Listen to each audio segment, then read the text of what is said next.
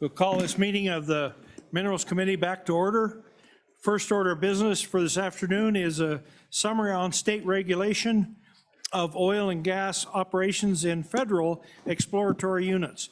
And the LSO is going to kick that off. Mr. Chairman, members of the committee, Brian Fuller, LSO. The memo is 3-01 in your meeting materials. I'll just cover a few highlights. The statute that authorizes the creation of federal exploratory units is from the Federal Mineral Leasing Act that was enacted in 1920. At least one federal circuit has noted that that act virtually covers all federally owned lands for purposes of these units. The act generally grants the Secretary of Interior broad authority for regulating and promulgating rules associated with oil and gas leases, as well as creating, approving, altering, or modifying federal exploratory units. And the statute kind of outlines these as units where lessees may unite in collectively adopting and operating under a cooperative or unit plan whenever the Secretary certifies it as necessary or advisable in the public interest. The Secretary, as I mentioned, has the authority to create these units, can provide that the leases must include a requirement that a lessee operates under a federal exploratory unit, and then any unit plan that is established must adequately protect federal rights. Creating a unit generally has two broad actions: a unit agreement between the Bureau of Land Management and the proponent of the unit, and then a unit operating agreement between that proponent, the operator, and other working interest owners within the proposed unit's boundaries. The Act does require that if state-owned land is to be unitized, the applicant must secure approval from the appropriate state officials before the applicant seeks final approval from the Bureau of Land Management. Now, the Mineral Leasing Act also has this provision that is in the memo that specifies that nothing in that act shall be construed or held to affect the rights of the states or other local authority to exercise any rights which they may have, including the right to levy and collect taxes upon improvements and mine output, among other things. And this statement has only been interpreted by courts, I could only find, in two cases. One from the Ninth Circuit, this was back in 1979, where that court said that even though this statement has been relied upon to uphold forced pooling and well spacing of federal mineral lessee operations, states have no right to apply local regulations that impermissibly conflict with the achievement of congressionally approved use of federal lands, and that the language in that section I previously read doesn't alter that principle. The only other case that I could find that talked about this provision that says that nothing affects the rights of the state is a case from the Federal District Court in the Western District of Oklahoma. So it's a district court. It is within the 10th Circuit, but wouldn't be binding on any Wyoming court or the 10th Circuit itself.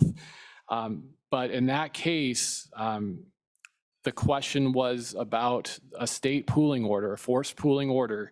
That district judge held that the forced pooling order was a valid exercise of state power and within the scope of the Mineral Leasing Act's general state exception. The court in that case said that evidence showed that the federal government approved the transfer of the working interest to the oil company under the terms of the state's order. And while Congress hasn't assumed exclusive control of federal mineral lands under that act, this district court said there are two significant controls that must be satisfied before the state police power in the area of conservation, so avoiding waste, may ultimately attach. And so first, a federal lessee can't assign his lease without the federal government's consent. That's in the Mineral Leasing Act, that's the express language. And then second, the federal government must approve a pooling or communitization agreement that involves both federal and non-federal lands. And the judge said in this case, the evidence showed that both of those conditions were met in that state's pooling order. So the latter part of the memo also discusses case law The Utah Supreme Court, although it borrowed heavily from an attorney general opinion, outlined differences between state law and the federal act, noting that the Bureau of Land Management lacks authority to force pool and that participation in a federal unit is completely voluntary and elective on the part of non-federal owners. The Utah court also noted that if there's a mix of land types, federal and non-federal, it may be necessary for that area to be covered by a state spacing order. The rest of the memo outlines just a couple of other places where federal units have been mentioned. They're not terribly helpful, though, to the ultimate question of, the state's ability to regulate areas under a pooling order that may be within a federal exploratory unit. There certainly would be a question of preemption. That said, though, the act does include that language that says nothing otherwise alters state rights. There's nothing expressly in the Mineral Leasing Act that says that state regulation in this field is preempted. So really the question, I think, would be, and in light of the limited case law, the question ultimately would be, does the state regulation conflict with the congressional objectives of the Mineral Leasing Act? With that, Mr. Chairman, that's a 3-minute overview, and I'll stand for questions. Thank you. Any questions? Mr. Fuller. Yes. Yeah, thank you, Mr. Chairman. Go ahead. So Mr. Chase may provide us a little bit of background on this, but so in your memo, Brian, you in terms of storage, you use the secretary as authorized in order to prevent waste and preservation of the federal resource, right, to authorize underground storage. So part of our Oil and Gas Conservation Commission is to ensure, but I'm just gonna say is efficient development and proper accounting and tracking of the production through that. And again, I said we may get a little more background here to see how those relate, but so in terms of federal preemption, is there a specific authority for the Secretary of the Interior to engage in preservation of waste and, preserve correlative rights as we look at it? Yeah, Mr. Chairman, Chairman Greer, the general purpose of the Mineral Leasing Act is to, provide these incentives to explore new areas. There is that statement about waste, but I do believe it's specifically tied to on federal lands. Other questions for Mr. Fuller? Other questions? Other questions? Hearing none, thank you. Thank you, Brian. Thank you for doing that. So next up, we're back to Pete Obermiller and the Petroleum Association of Wyoming. Pete. Thank you, Mr. Chairman. I'm going to turn it pretty much immediately over to Mr. Chase. Just want to thank him for his efforts to be here. He's got to get approval from the highest levels and secured that this morning in order to be here for you all to talk about how this works from his perspective. And I'll let him introduce himself and tell you what his role is. Thank you, Pete. Chairman Anderson, Co-Chairman Greer, and members of the committee, I appreciate the invitation to appear before you today to provide information about federal exploratory unit agreements and drilling timeframe for those unit agreements in Wyoming. Maybe I should give a little background. Graduated from the University of Wyoming with a petroleum engineer degree and have worked for the Bureau of Land Management in different capacities since 1984. We formed the Reservoir Management Group that I am the supervisor of in 1993, where we combined the employees from the different offices specifically to work on unit agreements and communitization agreements. So we've been here in Casper for 28 plus years. Go ahead and do your name for the record, please. Oh, I'm sorry, Dave Chase. Go ahead. Okay.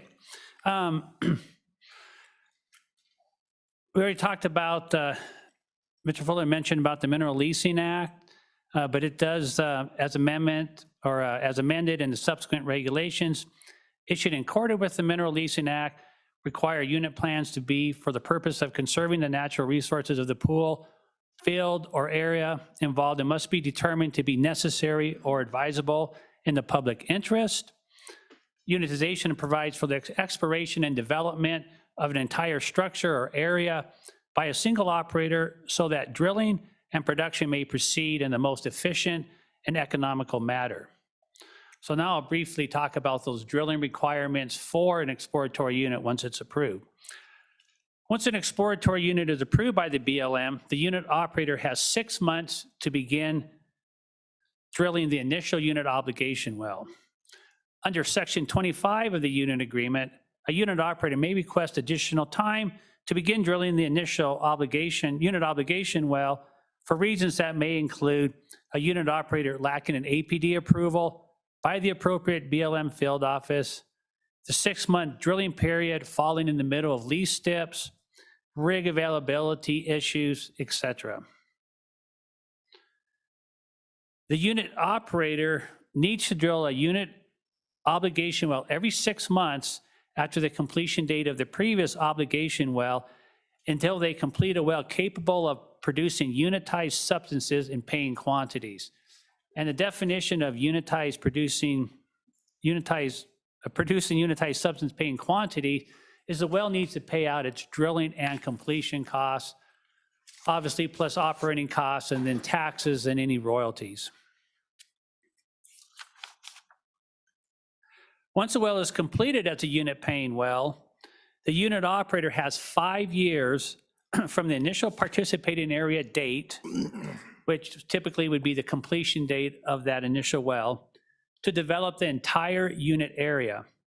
A participating area is established once a well is completed as a unit paying well. There are no drilling requirements during this 5-year period. At the end of the 5-year period, mentioned above, the unit will contract to its participating area boundaries unless the unit operator drills, in this case, we modified a section in the unit agreement to allow for 2 horizontal or 3 vertical wells to total depth each successive year. The BLM, I mentioned, has modified Section 2E in the unit agreement to allow for 2 wells to be drilled to total depth instead of the requirement that operators drill and complete wells every 90 days. Then at the end of this 5-year period, Section 2E allows an additional 2-year period to drill, once again, 2 horizontal wells or 3 vertical wells to total depth. During this period, there is a working interest / basic royalty concurrence required. Thank you for the opportunity to speak with you today, and I'd be happy to answer any questions the committee may have. Questions? Yes, Mr. Co-Chairman. Yeah, thank you. Mr. Chase, appreciate you being here. So I get after the 5 years, the federal exploratory unit isn't drilled out, it contracts to its production areas, okay? And then, but the additional 2-year requirement was to, I didn't quite understand how, can you hold the whole exploratory unit for another 2 years by moving into another zone after the 5 years? I didn't quite get that. Okay, Sorry. good question.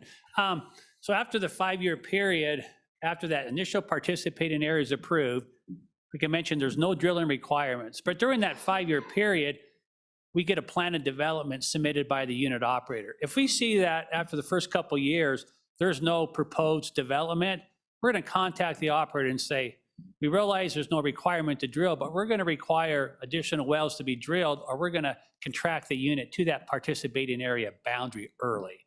I mean, we've taken that position. We can do that. It hasn't happened often, but I think we can take that position. After the end of that 5-year period, that's when you have another 5-year period where there is a requirement to drill 2 wells a year. So during that next 5-year period, more than likely, if the operator continues to drill, you're going to get, say, 10 wells drilled during that 5-year period. And then at the end of that 5-year period, there's a 1-2-year period with concurrence with I think it's 75% of the working interest owners, 90% of the basic royalty owners outside of all the participating areas. If they concur, that unit won't contract, and then you may get another 4 wells drilled, 2 wells per year. So if an operator decides to, let's say they drill their initial well, it's capable of production unitized quantity, and they want to drill or keep the unit in effect for that entire period of time, which could be, 12 to 15 years, whatever that time frame may be, they would have to be required to drill, say, 14 wells after that initial 5-year period. Follow up, Mr. Co-Chair? Yeah, I do, Mr. Chairman. So, just because the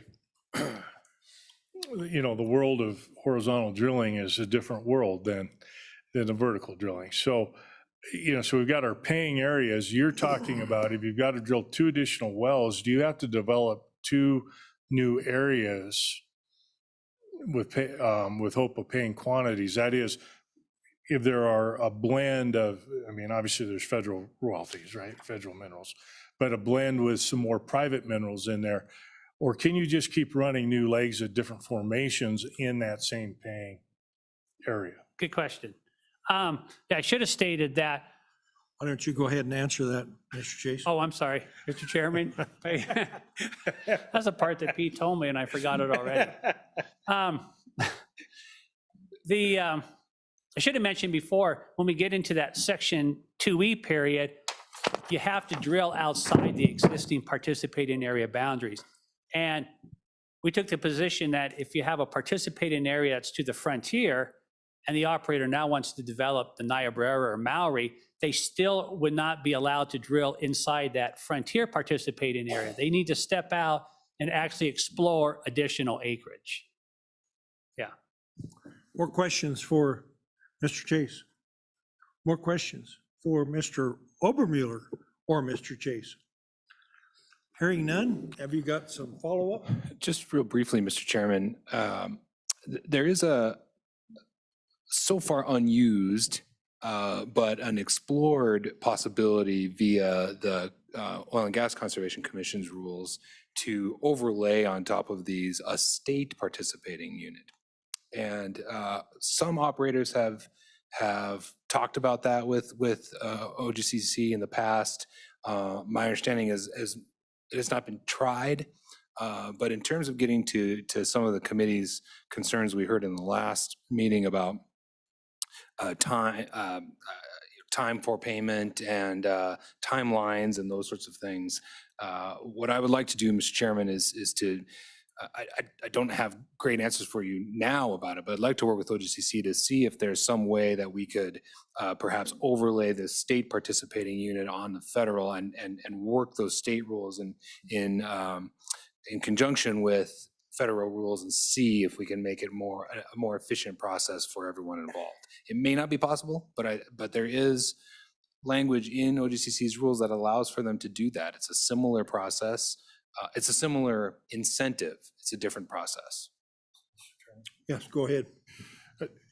Yeah, I would appreciate that look, because as I read Brian's memorandum and that Oklahoma case with the forced pooling, it looked to me like overlaying our state spacing units, which is a very effective tool. Now, creates heartburn for certain people, and not everybody's happy with everything, but it seems to be a good tool for more organized development. And the more organized it is, the more likely it is going to happen. And so I didn't spend any time digging into it myself. I think that would be well worth looking at, and something that can be done that's positive with not being particularly adversarial. Anything more? Anything more, Mr. Likewise, Chase? no more. All right, that's all the questions we have. Thank you. Thank you for waiting for after lunch and coming back. Thank you. Mr. Chairman? All right, next up, we have public comment on oil and gas issues. Do we have any public comment in the room? Go ahead.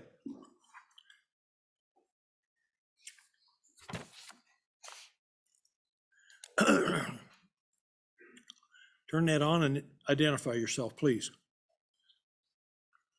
Wait till it's turned. It's gotta green. turn green. I have a hard time with it too. There you go. Representative Greer, Senator Anderson, members of the committee. My name is Rob Boner. I am from Douglas. I'm also Senator Brian Boner's father, longtime ranchers in Converse County. Here today to maybe try and add some meat to some of the details or some of the discussion here. Regarding the federal exploratory units, I guess I have individual experience regarding the voluntary nature of them.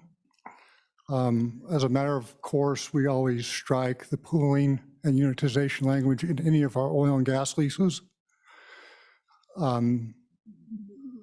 The operator then nominated them to go into an each unit. Was not the operator in the unit, there's a separate operator. We did not agree to the unit agreement, but nonetheless our minerals were partially put into the unit. Some adjoining minerals were outside of the unit. When our oil and gas lease expires, we have unleased minerals within the boundaries of that federal exploratory unit. I contacted 4 entities to lease both the minerals in the unit and outside of the unit. Had a lot of interest in the units outside of the unit, the minerals outside, no interest whatsoever from the operator with the minerals in the unit. Contacted the land manager for this particular operator and bluntly was told, to my surprise, that his company was the operator of the unit and they did not have to lease our minerals. Now, let me take a little side detour here. As part of our ranching operation, we have 4 operators drilling on our property. Frankly, we have the experience of having some of the, probably the best operator in the basin. Very happy with that relationship. Unfortunately, I think we also had the experience of having one of the poorer operators in the basin operate on our ranch. So regarding federal exploratory units,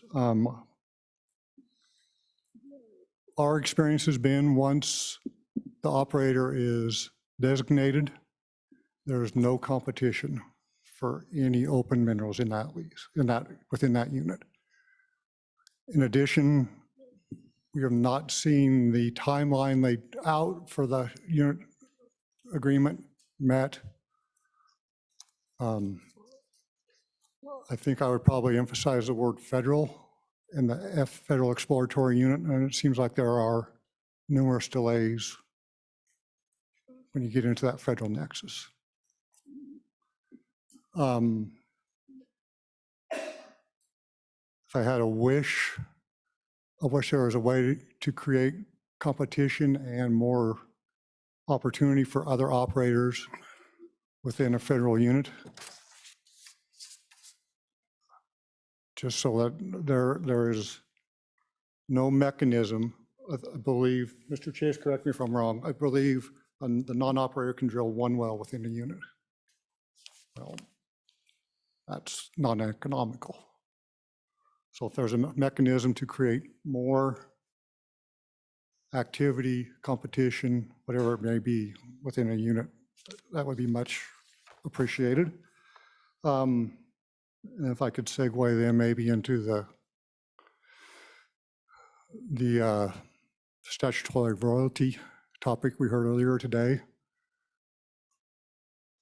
What we are seeing, and it is just starting in Converse County, is, I know we had discussion, are we force pooling minority interests that we can't find, or is it the first letter of negotiation is the first notice, is it the forced pooling certified letter?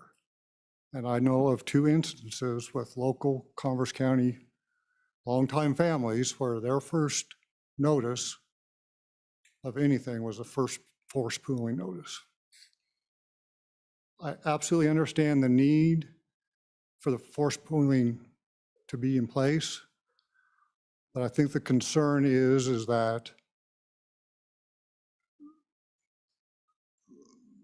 companies may take advantage of the statute, and maybe it's giving them a green light to say, here's the minimum, it has a blessing maybe of the state, and we only have to pay that 16% royalty. For Converse County, I think the rates are, first of all, without, around the state, you're gonna have different rates, free market, bonuses, royalties, all kinds of different rates. For Converse County, the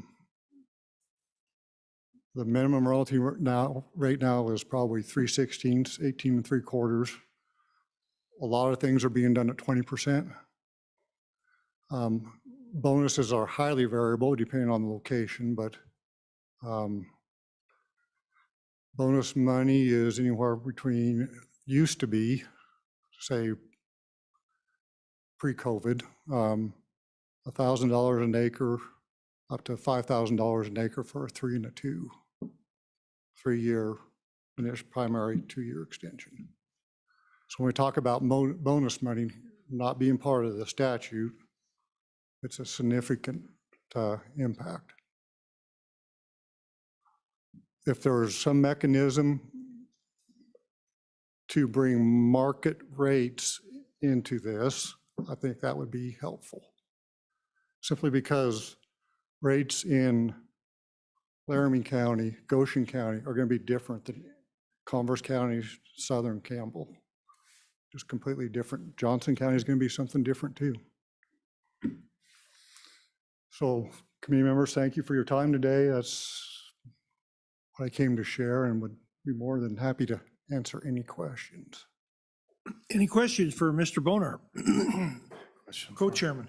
Yeah, Mr. Boner, going back to the federal exploratory units, when you were comparing, and so I'm going to assume you're not a geologist, but maybe you are. Oh, I'm So a I never sheepherder assume, by trade. yeah, I never assume in Wyoming about anybody. So when you were comparing, so acres available, mineral interests available for lease, for those, were they in the same general area? Those that were in exploratory unit and those that were outside? They're adjoining. So the line went right through them, side by side. Yeah, okay, thank you. Other questions? Other questions for Mr. Boner? Other questions? Hearing none, thank you, Mr. Boner. Thank you for your for time. being with us today. Any other public comment? Any other public comment? No other public comment? Is there any Zoom comment? I don't think there is there? I don't see any. I don't either. Good. Thanks, John. Okay, we'll close public comment and we'll move on to, we missed lunch. We'll move on to apprenticeships. Only off half an hour. Yeah. Yeah, not bad. LSO is going to review other states' K through 12 apprenticeship program. Is that correct? Chairman Anderson, that is correct. All right. I may address the committee. Hey, wait a minute, you guys. This is really good. This is really good stuff. You were just complaining about not having workers.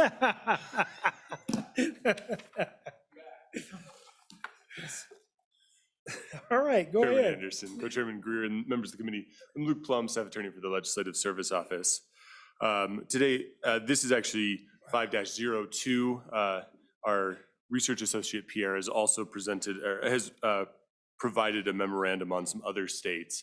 But I just thought I would go first to discuss the Wisconsin apprenticeship programs and to just give an overview of kind of how they have it laid out in statute. And then Pierre should be available if you wish to hear from him on some of the other states that he looked at. But as to the Wisconsin apprenticeship programs, particularly how they work in statute, an apprenticeship program is it's a program that's approved by the Department of Workforce Development.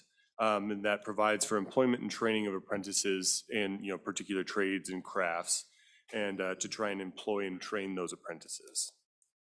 And so Wisconsin's structure for apprenticeships is to allow for on-the-job training while also receiving related instruction in a particular field. Wisconsin has a general approach to apprenticeship in statute by setting terms for apprentices through contracts with employers. The basic structure is through that apprentice contract system, and there are additional programs that fit into that. And within the structure, high school seniors can begin an apprenticeship while finishing their graduation requirements, and so that they are ready to enter the workforce. And then the Wisconsin Department of Workforce Development also operates youth apprenticeship programs to prepare students for careers in a variety of fields. And so as I mentioned, apprenticeship contracts are kind of the primary method that all of these are structured around in Wisconsin. The general requirements is you have to be at least 16 years old. Contract has to be at least for 1 year, has to be in writing, signed by the apprentice, the Department of Workforce Development, and the sponsor of the program. And so once you have those terms and everything set for an apprenticeship to begin, it actually has to be assigned. In Wyoming statute, it requires that the assignment be done by a sponsor, someone who's willing to participate in the apprenticeship program, who is not going to be the proposed employer of the apprentice. And I think that just definitely relates more back to how apprenticeship contracts can be assigned or reassigned. And so they do allow for employers to be able to change through apprentices. And if that is done so, that it still has to be done correctly, still under the purview of the Department of Workforce Development. But the assignment of the contract is what actually binds the parties to the agreement through that contract for whatever particular field you're going to be working in and with your employer. And along those lines, a contract can be terminated if there is noncompliance with that. If there's any breach of the contract, the department can make findings and order termination. And so once you have your structure of your contract set up and that is in there, there's an important piece beyond just the on-the-job training is the related instruction. Under Wisconsin statute, it's just the instruction designed to provide the apprentice with the knowledge of theoretical and technical subjects related to the apprentice's occupation. So just those additional details. Employers must pay apprentices while they're receiving related instruction, and they have some statutory guidelines for how many hours. If you have a 2-year apprenticeship program, you have to have at least 144 hours of related instruction each year. If it's going to be more than 2 years, you just have to get 400 hours done. And so then once you are kind of going into doing your related instruction, you can actually have additional work hours. The maximum number of hours a sponsor, your employer can assign to apprentice is 55 per week for both work and for related instruction. And there is allowed overtime, that those must also be paid at an increased rate. But the whole point is that, is that they're still being paid, that they're still receiving kind of similar similar increase if they are going to work overtime. And if an apprentice or a sponsor fails to perform the terms of the contract, again, there is the possibility for termination, but the department can also require the non-performing party to forfeit, certain amount of money just to kind of encourage that that the apprenticeship contracts are followed through and that they are maintained correctly. In Wisconsin statute, there's some unique circumstances, specifically only plumbers really are still required in statute to obtain a journeyman's plumber's license once they've completed their apprenticeship. And Wisconsin actually did have a public works project statute as well. I guess it's in the same vein that Wyoming has one, but theirs was much more to post notice of that. They were required to allow apprentices to be aware of those programs, while Wyoming's program, as we discussed at the last meeting, is very much more so trying to encourage apprentices to be on those programs very directly. And so if a person, an apprentice or a sponsor, both of these people are available to get an apprenticeship completion award. These are awards that allow basically the apprentice or the sponsor who has paid forward materials for classes, what have you, towards related instruction, to be able to receive some of that tuition cost back. And it does require that the apprentice has to have successfully completed all the requirements of their program, and they are now employed in the trade or business which they apprenticed. But just another incentive there. And then another really important piece of the Wisconsin apprenticeship statutes is the apprenticeship program for high school seniors. Again, it's all based on the structure of the apprentice contract, and it is just set out with the rest of those statutes. But it allows for high school seniors and someone who is at least 16 years old, they have to be in grade 12 at a public school. They can enter into this contract to get that first year started of their apprenticeship program while they're trying to complete their, while they are completing their graduation requirements. And so if they're going to do this, a school district has to meet all the eligibility requirements. They have to certify that the senior who's going to participate in the contract is expected to graduate at the end of the current year.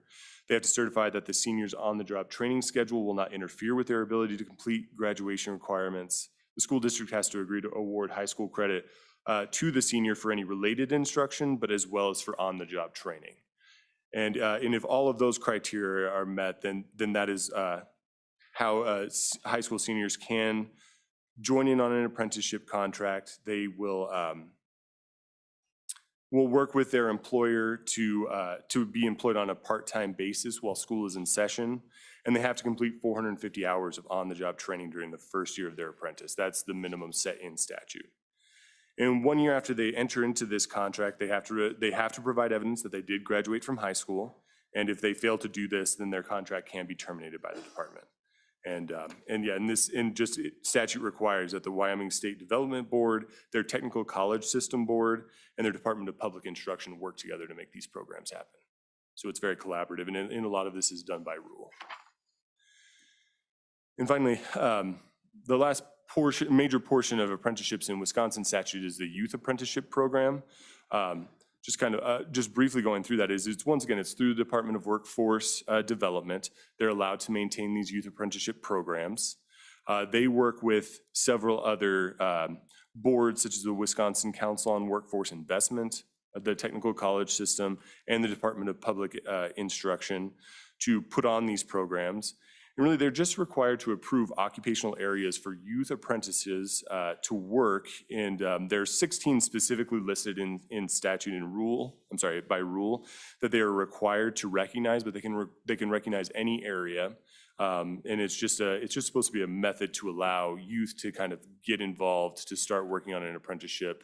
And it does not count towards an actual apprenticeship contract unless it is agreed to that if you did go and successfully complete a youth apprenticeship program, that it's going to count towards your current hours or what have you, your other requirements.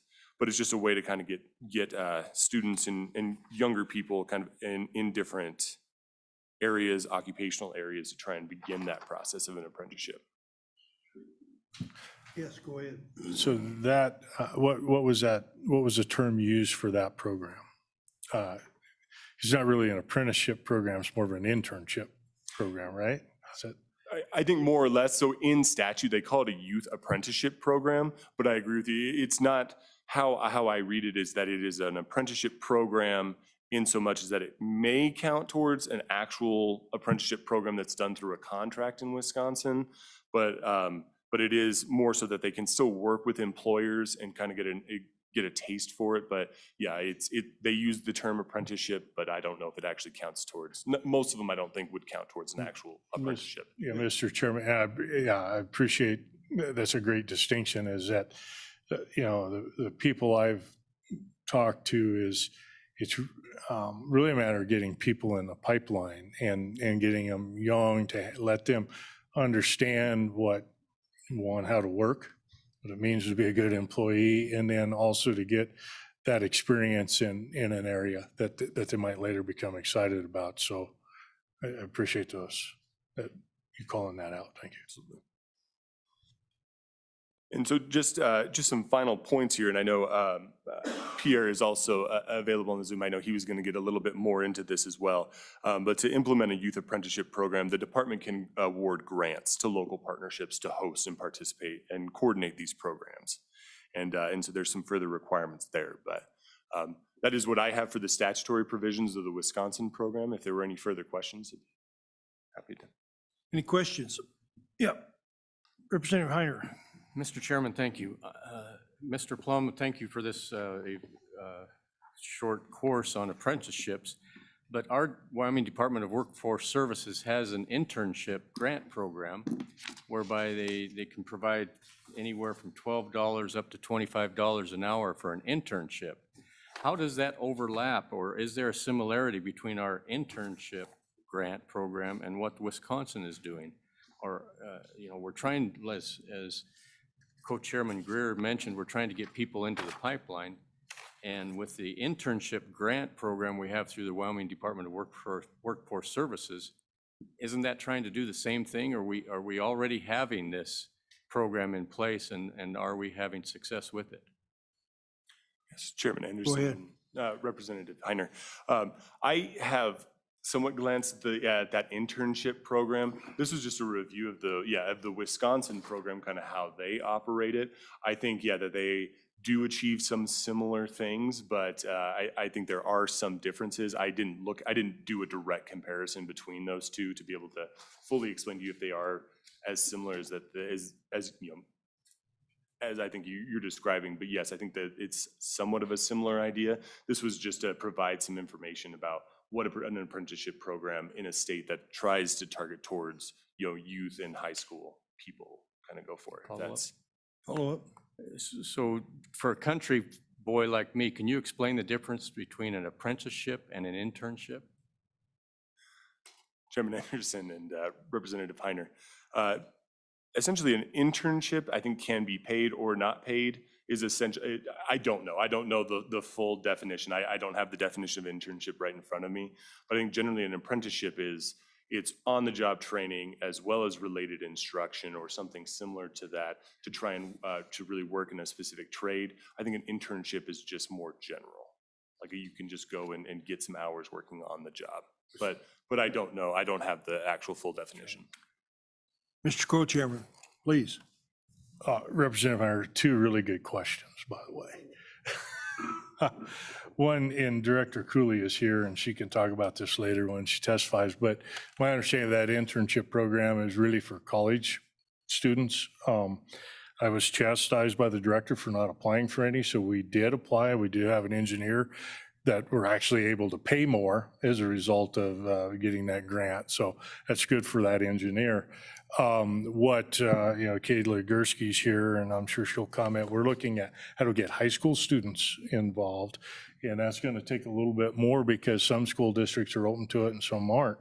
Now, the difference between, in my mind, an apprenticeship and an internship is an apprenticeship ends up with a certificate of competency that you could utilize to market yourself somewhere else. That's how I think about it. An internship to me is just getting someone familiar with something that's just as important, learning how to work and being able to come in and have that work experience and create that relationship with the employer. So that's how I've been looking at it. I don't know if that's 100% accurate, but we'll hear from the folks that are here to comment more. Did that answer your question, Representative Heiner? Okay. Okay, any other questions for speaker? Any other questions? I don't know. Are we online or we He's with Ella, so he Have- did some of the research for us, right? have something to add? He did the other memorandum. Your mic's not on here. Yep. Can you hear me? Yes. Okay. Mr. Chairman, members of the committee, Pierre Chenet with LSO, I conducted some more research on what other states do. And I will start with Wisconsin registered apprenticeship program and how they've integrated high school students into that program since 2018 and the passing of legislation by the Wisconsin legislature. I found two other states that do similar, that have a similar approach, Tennessee and Oklahoma.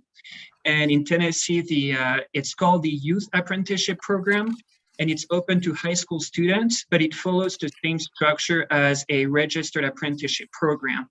And under that program, high school students must complete 2,000 hours of on-the-job learning and at least 144 hours of related instruction. And in Oklahoma, schools may enter into agreements with private or public organizations to create registered apprenticeship programs for high school students. And the Oklahoma State Board of Education has the authority to determine whether the apprenticeships are eligible for academic credit toward high school graduation requirements. And that approach is a little different from Wisconsin, where statutes require students to receive high school credit for their apprenticeship hours. I'm going to move on to a youth apprenticeship program, and you can find that on page 3 of the memo. So a youth apprenticeship program, like Luke said, is more like an introduction to how the workplace functions and how to get basic skills. It's more like an introduction to work rather than a full-on apprenticeship programs. And in Wisconsin, the Department of Workforce Development administers the program, and the students receive compensation that cannot be less than the state's minimum wage. And in Wisconsin, completing a youth apprenticeship program may be credited towards a registered apprenticeship program in the future. And 3 other states I found have youth apprenticeship programs that are similar to Wisconsin: Minnesota, Georgia, and Oregon. And all 3, in Minnesota, Georgia, and Oregon, it's the Department of Education that administers the youth apprenticeship program and not their Department of Workforce Development. In all 3 states, in Minnesota and Oregon, the apprentices receive compensation that cannot be less than the state's minimum wage. But in Georgia, they do not receive compensation. They did until 2014, until the Georgia legislature struck down the compensation provision. And then I'm going to move on to the pre-apprenticeship program, and that starts on page 6 of the memo. And a pre-apprenticeship program serves to prepare participants with skills and support to enter and succeed in a registered apprenticeship program. So it's basically teaching skills so that participants can join a apprenticeship program later with the adequate skills. Pre-apprenticeship program in Wisconsin and other states all resemble one another because it's a specific type of program authorized and funded by federal law. So in 2014, Congress passed the Workforce Innovation for Opportunity Act, which among other things provides for a youth employment program. And under this act, states may receive funding to assist out-of-school and in-school youth in preparing for employment and attaining educational or skills training credentials. And the act specifies that 75% of the funding must go to out-of-school youth, which I define on page 7 of the memo. And states receiving funds must offer paid or unpaid work experiences. And what type of accepted experience is pre-apprenticeship programs? And under federal law, a pre-apprenticeship program must have a partnership with one or more registered apprenticeship programs to facilitate the transition between the 2 programs. And in Wisconsin, the Department of Workforce Development specifies that completing a pre-apprenticeship does not guarantee placement in any registered apprenticeship, but the agency recommends a formal agreement when possible with the apprenticeship sponsor to facilitate an apprentice's entry into a registered apprenticeship program. And with that, I'll stand for any question. Any questions for Pierre? Questions for Pierre? Seeing none, thank you, Pierre. Thank you for your input. Next up is we have a bill draft to repeal the Public Works apprenticeship program. Does LSO want to tell us about this? Absolutely, and if you don't mind, I'll just stay over here for this one, Chairman. Can't hear you. I'm sorry. Can you hear me better now? Yes. So if you don't mind, Chairman, I'll just stay over here for this one. This bill that is labeled as 23 LSO 69 is the Public Works Apprenticeship Program's repeal bill.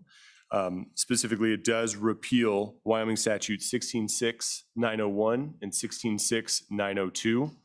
And yeah, and that is the language. I included that as a staff comment, all of the statutory language that would be repealed, but that would be the operation of this bill. And it would be effective on July 1st of 2023.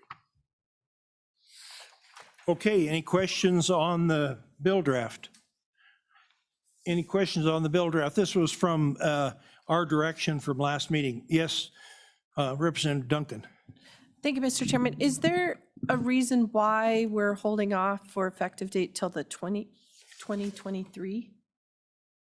Oh, yeah, because we're not in session. Never mind. I just answered my own question. Hello, Shelley. Hello, Shelley. You just wanted to test us, didn't you? Yeah, yeah. Good test, Shell. Any other questions? Any other questions? Yes. Senator Rothfuss. Thanks, Mr. Chairman. I just wanted to state briefly, for those that might not be familiar with the previous discussion, that this was actually what triggered, one of the things that triggered this on our interim study was a recognition that we had on the books what seemed like a good idea through this apprenticeship program, and the reality was that as structured, it just wasn't used, didn't work, and did not meet the needs or interests that are out there. So repealing this, getting this off the books is a good first step, but then obviously we have some other priorities on trying to modernize and improve what we're doing, recognizing that we do have other good programs in place. We've got good funding available. We've got the private sector with a number of excellent apprenticeship programs out there, and a lot of what we need to do is make sure that everyone is aware of what's available, as well as enabling and promoting those things that are already available. So that'll kind of be the next point that I think we hear more about. But for anyone that wasn't aware of why we would be repealing effectively our apprenticeship programs statute, it's not because we're anti-apprenticeship programs, it's because we want to do these right. We recognize an antiquated, problematic program from the past that we're repealing. Okay, thank you. Any other comments, questions, comments? No, hearing none. I think we ought to hear some public comment on this subject. I suspect there's some public comment. No, they're going out. Wow. No, they're leaving. Yeah.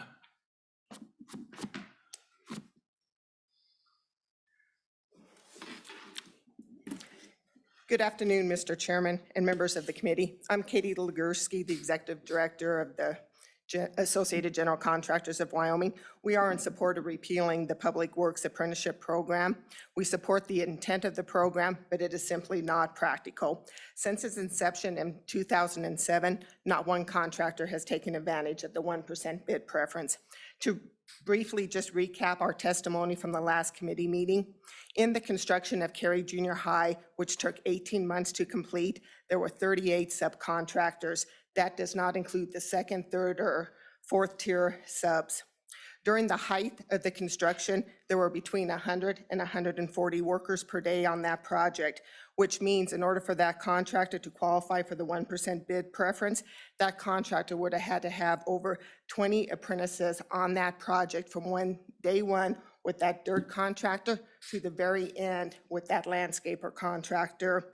And that is impossible for any contractor in the state of Wyoming to meet. And with that, I'd stand for any questions. Any questions for Katie? Questions for Katie? We have one, Mr. Co-Chairman. Well, Ms. Legursky, seems like you're sitting in front of me.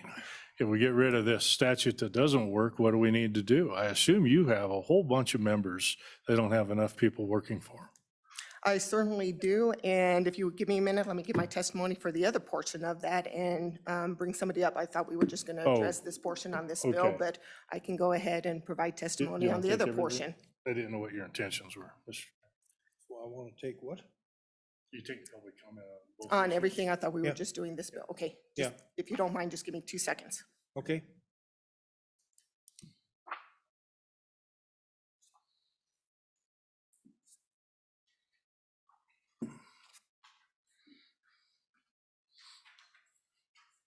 Oh, jeez. She's got research. Yeah. Sorry about that, Mr. Chairman and Committee. Again, I'm Katie Legursky, and with me is Jason Tysted. He's with S&S Builders. He's a contractor, and he's here to help provide a different perspective from the employer's standpoint. We do appreciate the committee's time in analyzing the Wisconsin's apprenticeship programs administered by the Wisconsin Department of Workforce Development. Apprenticeships, on-the-job training programs, community college training programs, private training programs, high school training programs, post-secondary training programs. We need it all. It's not one solution that's better than the other. All employers, we need them all for everybody. I would be remiss if I didn't mention several employers in Wyoming have experienced difficulties with their workforce, not seeing a value in a 3 to a 4-year apprenticeship program when they can obtain the same qualifications from an on-the-job training program. For example, many civil contractors travel the state from project to project. They perform a variety of duties depending upon the type of project and are oftentimes in locations without access to broadband to complete the necessary classroom work necessary in an apprenticeship program, which they are already learning from on-the-job training. That is why the Associated General Contractors made the transition from an approved apprenticeship program to a federally approved Federal Highway Administration's on-the-job training program. However, the nature of an electrician or a plumber does require a deeper knowledge and a narrow field of expertise. Therefore, an approved apprentice program has traditionally been the right fit for those type of employers.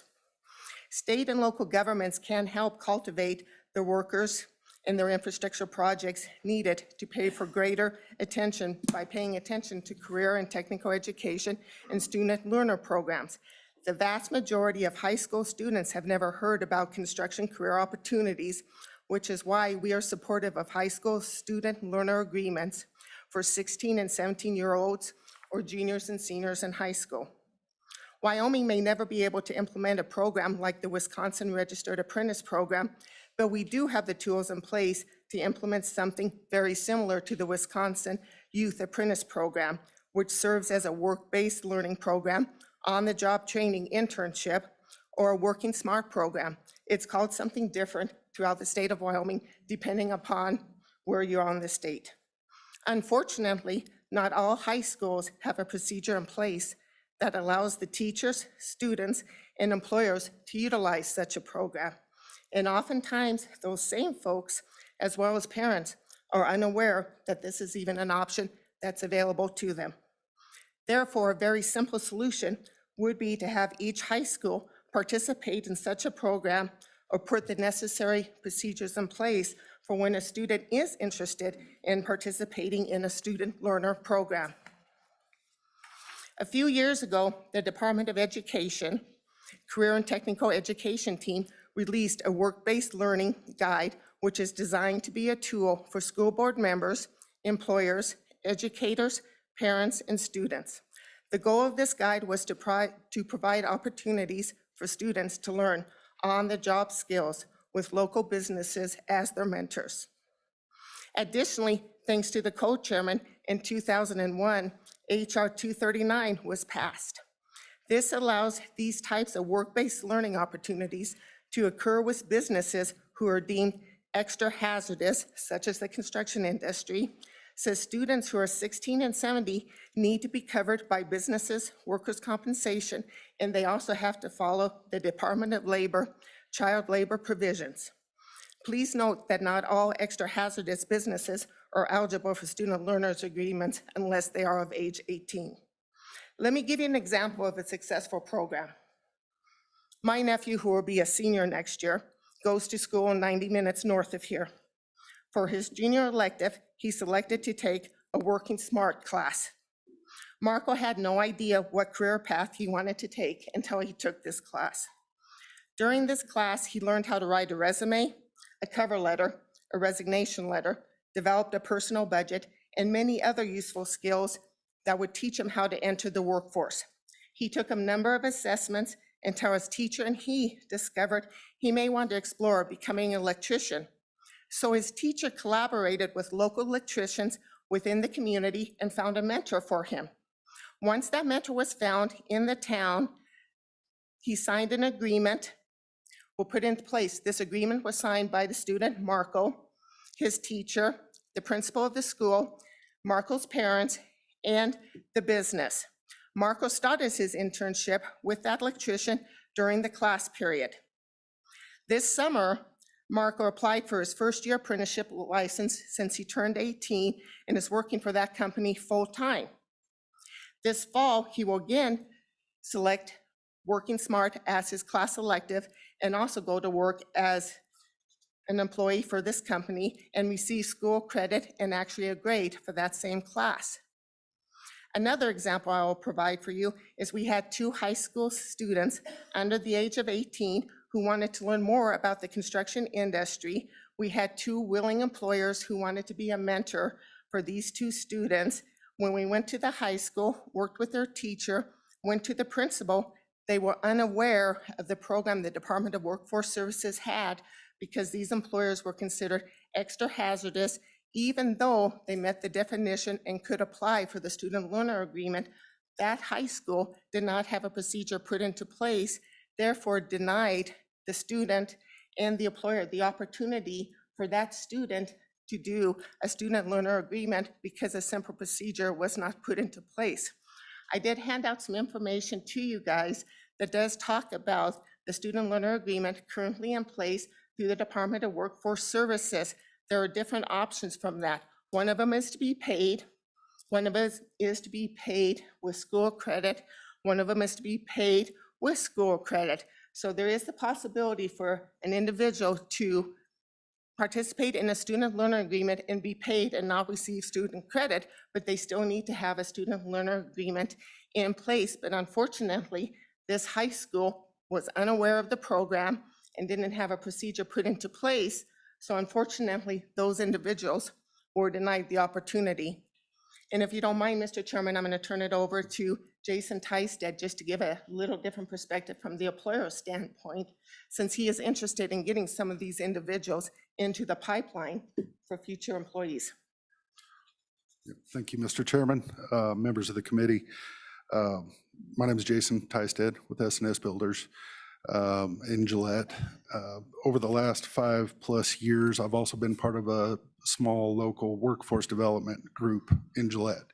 And each year we go into the high schools and we call it Career Day. And we go in and the CTE kids come to us and we get to talk to them all day about the construction trades. At the end of every year, we have 16, 17-year-olds come up and go, "This is great. How do I get involved in the trades?" And we're like, "Sorry, you're not 18. This year we had a lunch, we had our lunch break with the principal of Campbell County High School, and he was unaware of this program. There was no processes in place. That shocked us. Blue collar community like Gillette, we were like taken aback. So there's been a lot of talk about this pipeline. We have that pipeline in place. We need the mechanism, we need the procedures, we need the school districts to help us start funneling these students and these apprentices through that pipeline. So. Mr. Chairman, in summary, the Contractors Association would like to see all high schools offering some type of student learning programs to juniors and seniors who are interested, so that the students can explore different career paths before graduation, whether it's in the construction trades, healthcare, banking, accounting, these work-based learning opportunities, student learner agreements, whatever they may be called, should be available to everyone. As I said, my nephew, who goes to school 90 minutes from here, he had a classmate. His classmate had a mentorship in 4 different career paths until he found one that he was interested in. So the work-based learning in the career paths, they do make a difference for a number of students out there. And we would love to have the opportunity to work with school districts, to work with employers, and to work with students who are interested in pursuing different career paths. We just need a mechanism for those schools that do not have the procedures in place to go ahead and be able to pursue these. And with that, we would stand for any questions. Any questions for Katie or Jason? Questions for Katie or Jason? Yes. Representative Sherwood, finally. Thank you, Mr. Chairman, and thank you for this great overview and for enhancing our knowledge base.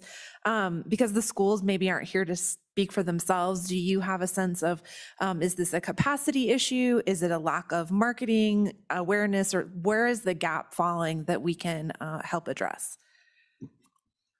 Mr. Chairman and Representative Sherwood, I think it's just a knowledge of a lot of people do not understand that it's available out there. I think it's a lack of knowledge that it's even available to them. There's numerous different ways to provide that information out there. In our minds, if there's a student who is interested in participating in this, that should be available to them. If there's a local employer, from our experience, it doesn't necessarily mean that it has to be graded, as in some schools do provide a grade for it. For instance, my nephew is graded on that.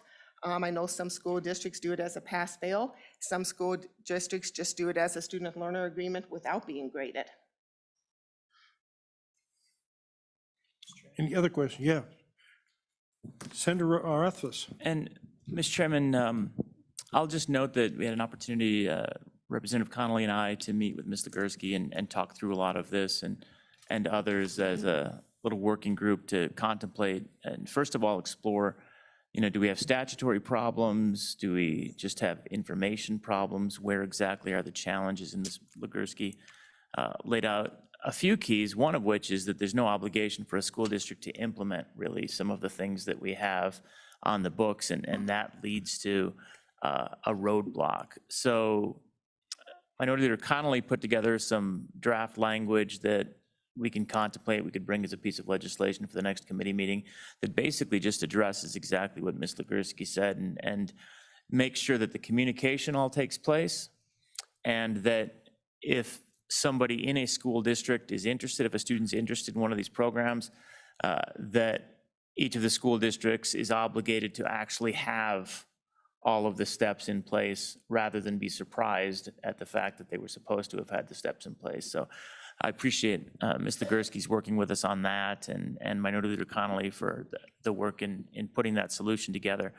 And so I'd ask Ms. Legursky if you have any comments at this time while you're here for public testimony kind of on that thought. Anything else we need in terms of legislation if we're looking forward to enable the programs that we do already have on the books, many of which are excellent, but to ensure that they're reaching the students as you suggest? Yes, any other? Chairman Yes. and Senator Rothfuss, I do appreciate those comments. The only other thing that we would be very supportive of is an opportunity that the school districts or another entity provide this information to the students to make them aware of this, because oftentimes the students are unaware of what's available to them. As a prime example, I do know that the Hathaway program is shared with the students.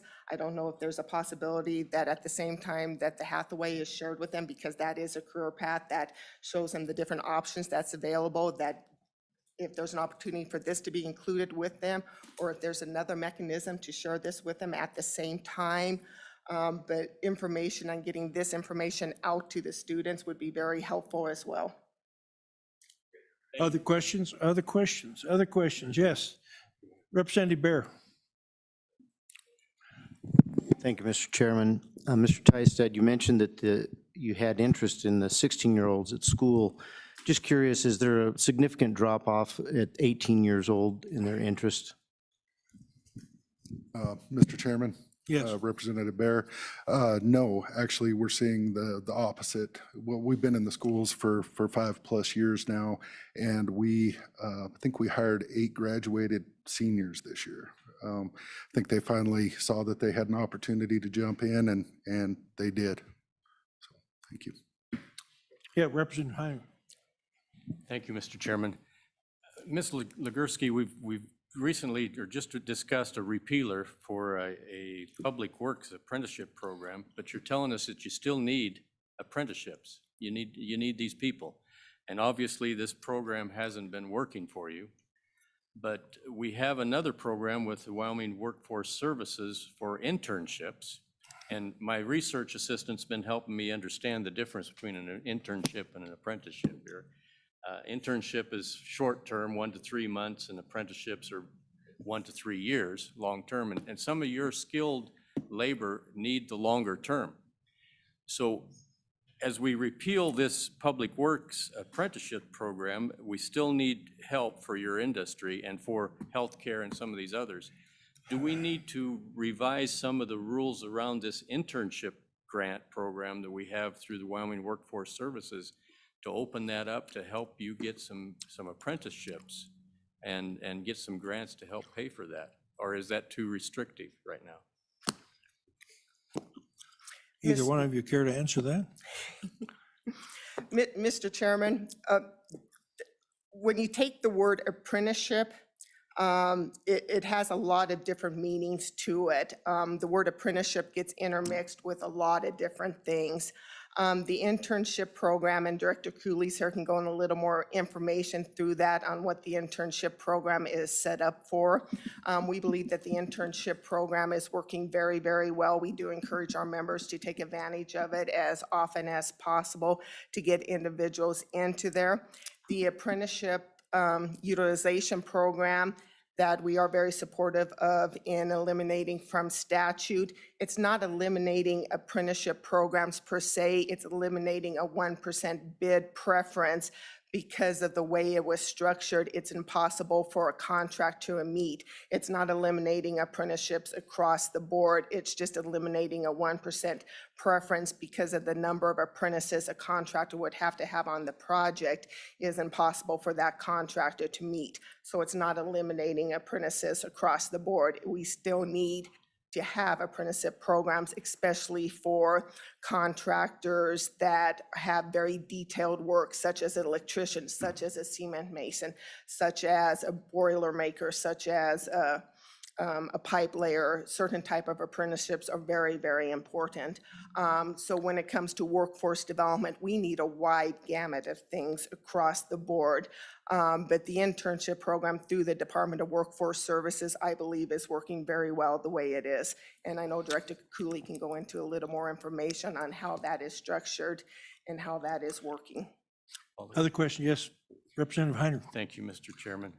So how do we incentivize contractors to utilize high school students and take that time and expense to apprentice or train someone up for these skilled jobs?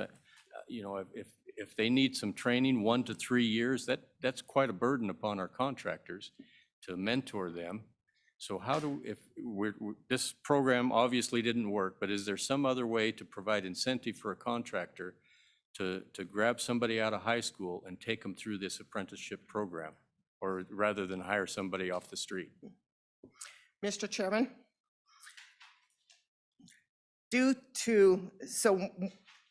we are contractors. We are considered a very hazardous industry. By federal law, our employees have to be 18 years or older in order for us to hire them. We cannot look at an employee until they're 18. We cannot hire them. So it's very difficult for us to start with our youth, to start with individuals in high school to get them into the pipeline.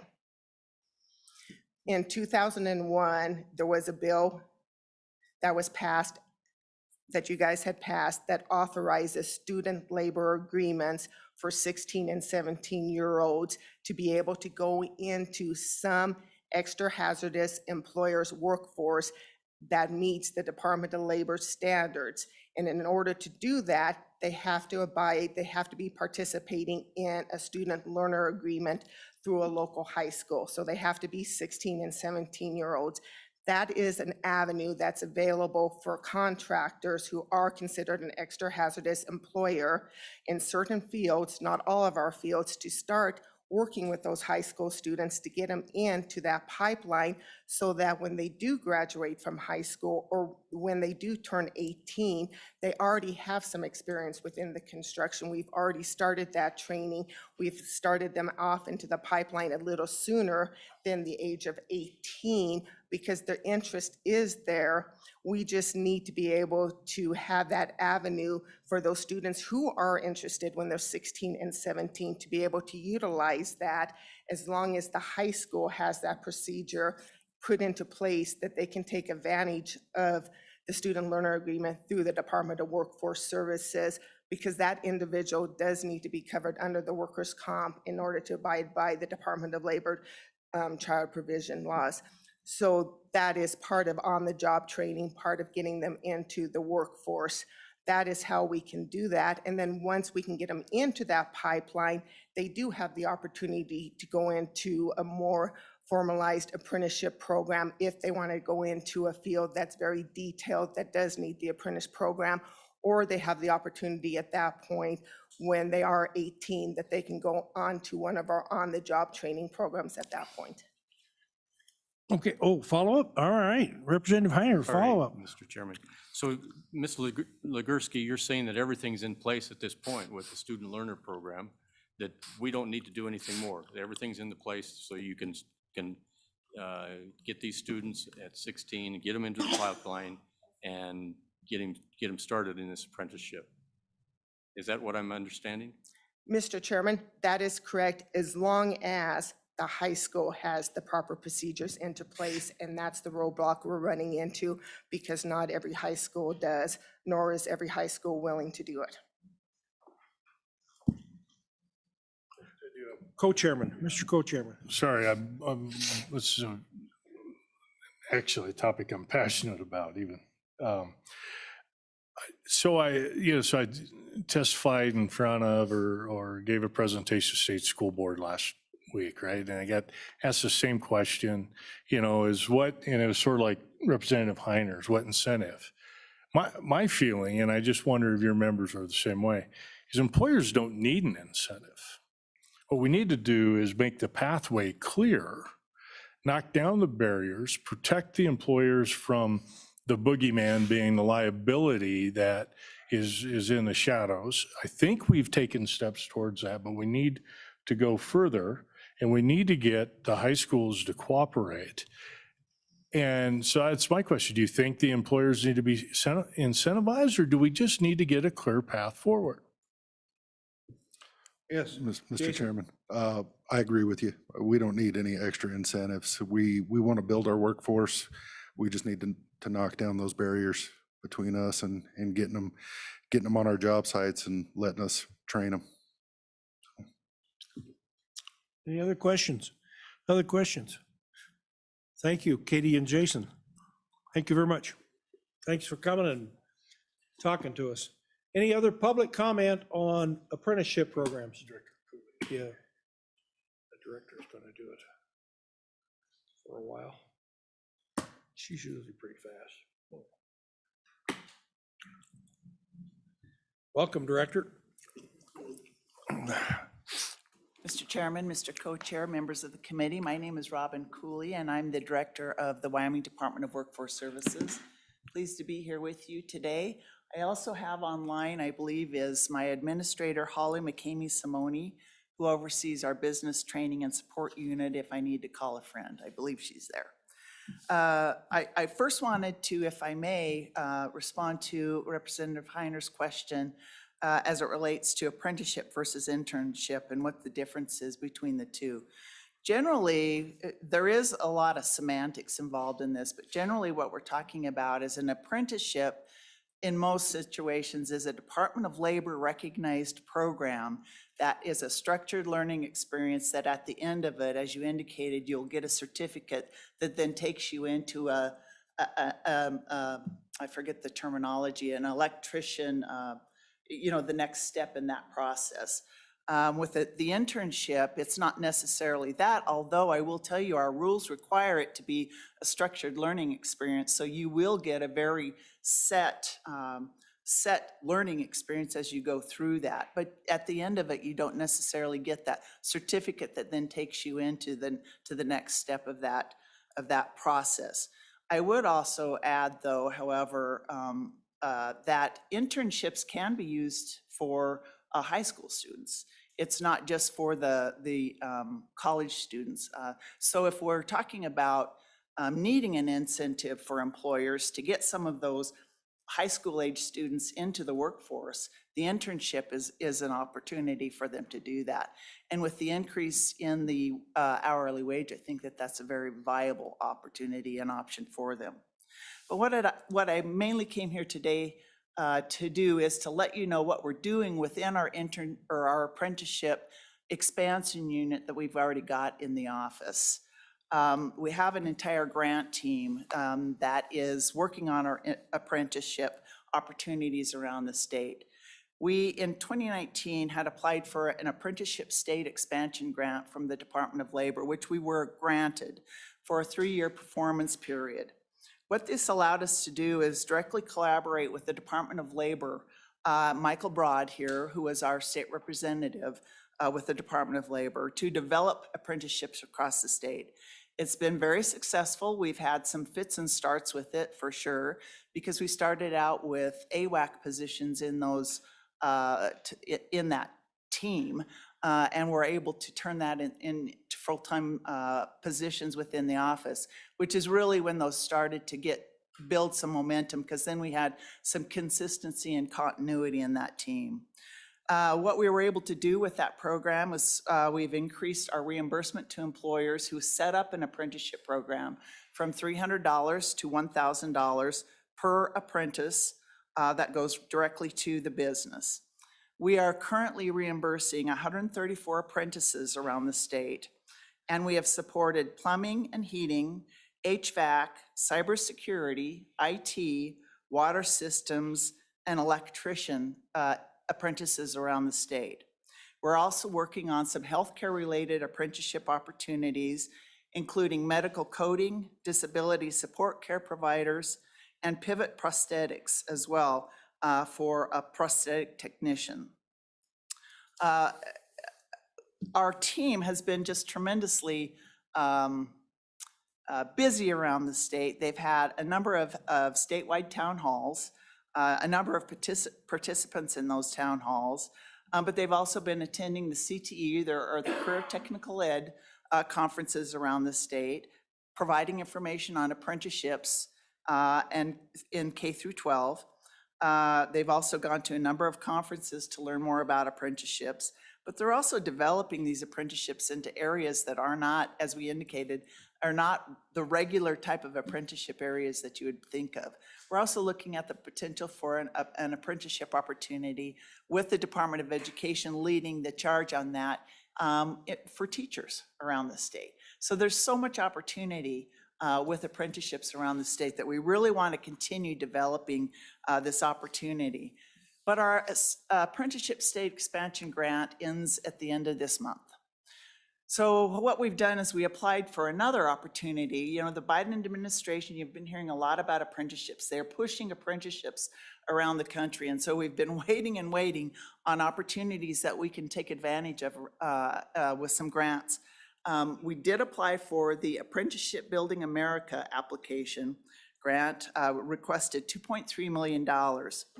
Our objectives with that are to build this modern apprenticeship system for the state of Wyoming, which develops this single systems, an online solution for apprenticeship. Because when you talk to businesses about apprenticeship, I think there's a bureaucracy mindset to it. They don't want to go through the paperwork that's required in order to set that apprenticeship up. That's what we are hearing from employers. So we want to decrease that registration time, make it an easier application process, work with business a little bit more just to make it easier to set it up, and bridge that apprenticeship program with the individuals seeking those programs. And we also want to set up some educational tools that are available for both the teachers and the students, again, to bridge that gap. Along with that, what we ask for in the grant, we're funding for what's called a pre-apprenticeship program. That's a program where I think of it as a type of internship program, actually. It's prior to the actual apprenticeship, where it's the structured learning experience, but it's more like Ms. Legursky indicated, it's maybe the soft skills. How do you learn how to actually work? How do you learn how to, what are the opportunities available in apprenticeships so you can really kind of define and focus on your interest areas? So we're looking at some of those pre-apprenticeship program opportunities as well. So there are a lot of aspects covered in the Wisconsin apprenticeship program that we think are covered with this ABA grant, the Apprenticeship Builds America grant. We thought we'd learn by July 1st if we were going to be awarded the grant. It is a competitive grant across the country. We haven't heard anything. No states have heard anything. We're trying to push back. We're trying to ask some questions to find out where we stand in it. I think our grant opportunity, our grant submission was very strong. I think the efforts that we've made across the state have shown that we're pushing the envelope forward with apprenticeships in the state. We want to make them widely available to the state, so we're hopeful that we'll hear from them soon with an approval on that grant process. I think with that, I will stand for questions. I would indicate, as Ms. Legursky indicated, I would reaffirm, I guess, that getting messaging out to not only businesses, but to our school districts on any of these opportunities has been very difficult. Maybe that's where we can really focus our efforts, and we certainly will do that, even without legislation. After hearing what Ms. Legursky has indicated, we can get out to the School Board Association and some of the individual school boards to get that word out about that. But the opportunities or the push to build apprenticeship in Wyoming is moving forward, regardless of whether there's legislation involved or not. And with that, I will stand for questions. Questions? Representative? Yes, Burkhart, yes. Yes, Representative. Thank you, Mr. Chairman. Director Cooley, you said it was difficult to get the message out to schools. Why is it difficult? Mr. Chairman, Representative Burkhart, that's a really good question. I suppose, I'll take the responsibility and say I don't know that we've sent documentation out to them individually to make that happen. So that's perhaps something that we can do. Appearing in front of maybe the school board associations and making it a little bit clearer. We've heard the discussion here today, and the discussion is, well, what's the difference between apprenticeship and internship and pre-apprenticeship and these other opportunities, and maybe trying to make that confusion a little bit clearer to them so that the pathway for them to push that forward and to really sell that to their students and to let their students know the opportunities, maybe that's part of the answer.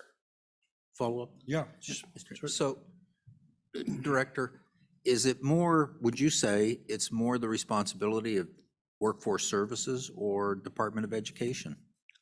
I'm just trying to figure out where we might need to exert some push on the schools, whether it's through you or Department of Education or some other organization. Mr. Chairman, Representative Burkhart, I think it's both. I think we can both do a better job. I know that the Department of Education through Dr. Aldrich is very involved in CTE, career technical education efforts around the state. We work with her frequently, and we have a very good collaboration with that unit that she heads up there. I think we can both do a better job. I can't pinpoint one or the other because I don't know necessarily what the Department of Education is doing. I can just tell you that certainly we can do a better job. Follow up? No. No? Oh, Representative Heinert? Yes. Thank you. Director Cooley, I'm glad you came up for testimony. I was looking forward to this. We have a lot of healthcare issues, lack of people, not getting enough people in our healthcare. In fact, in Southwest Wyoming, some of our hospitals are reducing services because they can't get people, staff. And I've visited with them about internships and apprenticeships. But give you an example. For an X-ray technician, it takes 2 years of apprenticeship They have to pay $3,000 a semester to go to the college to be able to go through this program. And then they put in 36 hours a week for 2 years with no pay. And when they come out, they'll make equivalent to what they could make at one of the fast food places. So there's no incentive to go into healthcare right now. If we could have some grants like this that help bridge that a little bit so they make a little bit of gas money to go to school, I think it'd be beneficial to get people into those needful positions like healthcare. So talking with the hospital organizations, administration, they're not aware of the opportunities through workforce services for this grant. So not only in our schools do we need to spread the word, but within our communities.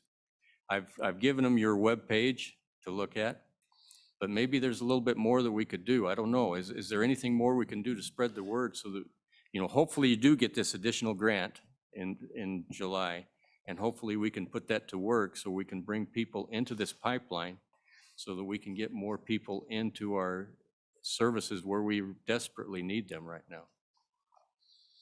Mr. Chairman, Director Cooley. Representative Heiner, you've hit on my biggest problem since I've started this position, and that is there are so many opportunities in this state. There's so many services, not only in our agency, but there's so many services offered, and getting the word out to the rural areas of our state is if there was a magic bullet, I would like to think I would have found it. We have developed messaging campaigns, advertisements. We've put information in newspapers. We've put it on radio. I am open to any and every idea that any of you might have. I would indicate that we get a number of requests for training fund dollars, not necessarily internships, but certainly training fund dollars for healthcare, which is wonderful to see. It's one of our highest utilized areas, I would say. But the internship is just now really starting to take off with these higher amounts, because previously it was $12 an hour, and that's not going to really help an employer out that much, although they can certainly add to that. But when we have, now it's $12 to $25 an hour, I would hope to think that the word spreads. We will do everything we can to get the word out. But yes, I absolutely agree with you. That's the key. We've got programs, we've got services, we've got opportunities, but getting the word out is the key.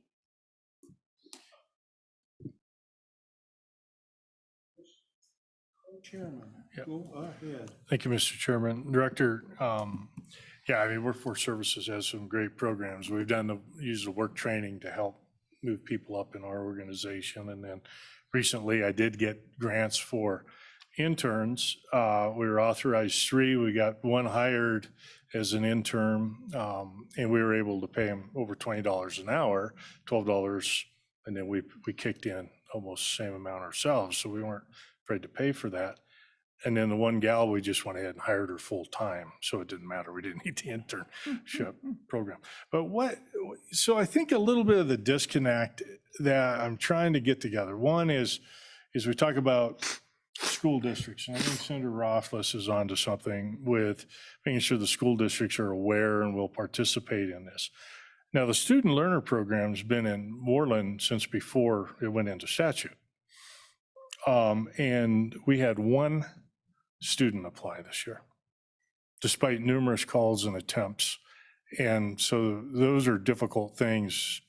If there's not an asset to put through the pipeline, that's scary all the way around.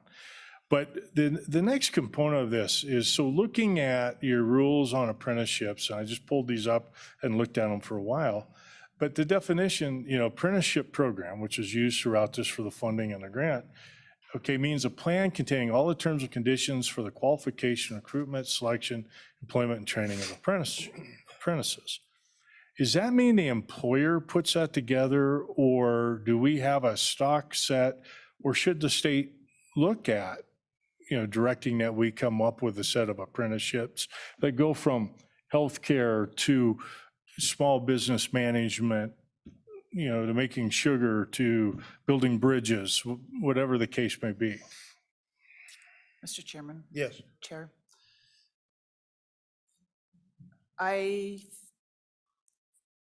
The question, I believe, is should we do our own? Should we would come up with our own program, our own apprenticeship opportunities? Sure. And I think we could do that. And I think we could make it successful. But we would need funding and we would need some people to do that. But I absolutely think we could do that. And I think that we could, I don't know that we would necessarily be precluding the Department of Labor from helping with that. They could certainly be a part of that to lend that level of credibility to that opportunity. But yes, I think we could certainly do that. Mr. Chairman? Certainly, follow-up. So, as I look at it now, am I correct? The employer could put together that plan, and we kind of do this with, the internship program, right? Or at least I know I've helped revise those. It would be better for industry to get together. Ms. Legursky and other industry, the Wyoming Hospital Association, whatever, and come up with ideas within that and get something that's a standard so that the smaller business can just grab one off the shelf and say, hey, we're looking to bring in, in my world, a fabricator. And we want to get a 16-year-old that's interested in doing that. And you can pull that program off. What's the best way? Is it better for industry to bring these up and present them to you? Is it better for you to work, or is it push-pull? And you don't have to give me a stock answer, just think about it. Mr. Chairman, Representative Greer, I like the idea, and I'm sitting here thinking about, how do we even potentially, and maybe this isn't where you were going with it, how do we pull in not only the Department of Education, but the Community College Commission or the community colleges, and make this a program where they are a part of it and they help develop that curriculum that then really gives it that credibility that when you're done, you're at the end of that, that you've got somebody that knows how to step into that job and start down that pathway into that position. So I think there's a lot of, I'd like to think about that and think about the ways we could go about doing that. I think it's doable. I'd be happy to put our heads together and see what we could come up with. Representative Western. Thank you, Mr. Chairman. And I guess I thought Director Cooley would be that, I guess it would imagine that a lot of this is industry specific. We obviously have the contractors here because their labor need is very great, and that's always been great. But community colleges, DWS, this is all good. But if we don't have industry there saying, hey, we need skills A, B, and C, whether it's health, hospitals, or whether it's contractors, or whether it's, accountants or bookkeepers or what have you, I think that's kind of the critical component, because that's why DWS is here, community colleges are here, is to meet that need of what our companies need to fill those jobs. Would you not agree? Mr. Chairman, Mr. Co-Chair, Representative Western, I absolutely agree. And we've heard from a number of we've been talking, for instance, about blockchain and the financial tech industry. Certainly that's an area, new to Wyoming, new to the world. That, boy, wouldn't it be wonderful to develop some really credible apprenticeships in those areas that we really develop that workforce out here in Wyoming. So yes, hearing from a number of these industries, and certainly we've heard from the teaching profession, that's something that they're looking at as well. And that's going to be important and necessary in this state. So absolutely, industry has to be a part of this, for sure. Other questions? Other questions? I wanted to pass along a little advice. We tried to do this program 30 years ago in Gillette, and a world-class machinery builder sent out all this information which was really good stuff, to the superintendent and the principals. And we didn't get any results of any of the students applying for these apprentice programs. And so some smart guy in Gillette told me he ought to talk to the counselors. They're the ones who are making these things happen. So we made an appointment with the counselors, and 3 of them attended, and we showed them our pay scale, and the entry-level pay scale was more than they were making. 2 of them applied for the apprenticeship program, and it has taken off since then. Votech in Gillette is just booming. It's a great program, but we would have never got that started if those counselors hadn't got the word. So don't just pass it on to the superintendent and the principals, because they do a file 13 on them. Yeah.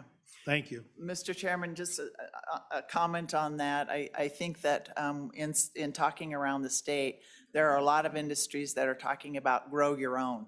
And they're out there recognizing their need and actively taking steps to grow their own. So I think that movement is starting. Good, good. Any other questions? Other questions? Other questions? Oh, yep. Representative Burkhardt. Thank you, Mr. Chairman. Director Cooley, so we've talked about this. We've all come up with issues and problems. Where do we go from here? What's the path forward? I mean, I'll look at the community I live in. I think there's one electrician company in the community. There's one HVAC, and I think there are like one plumbing company, and they're all overworked.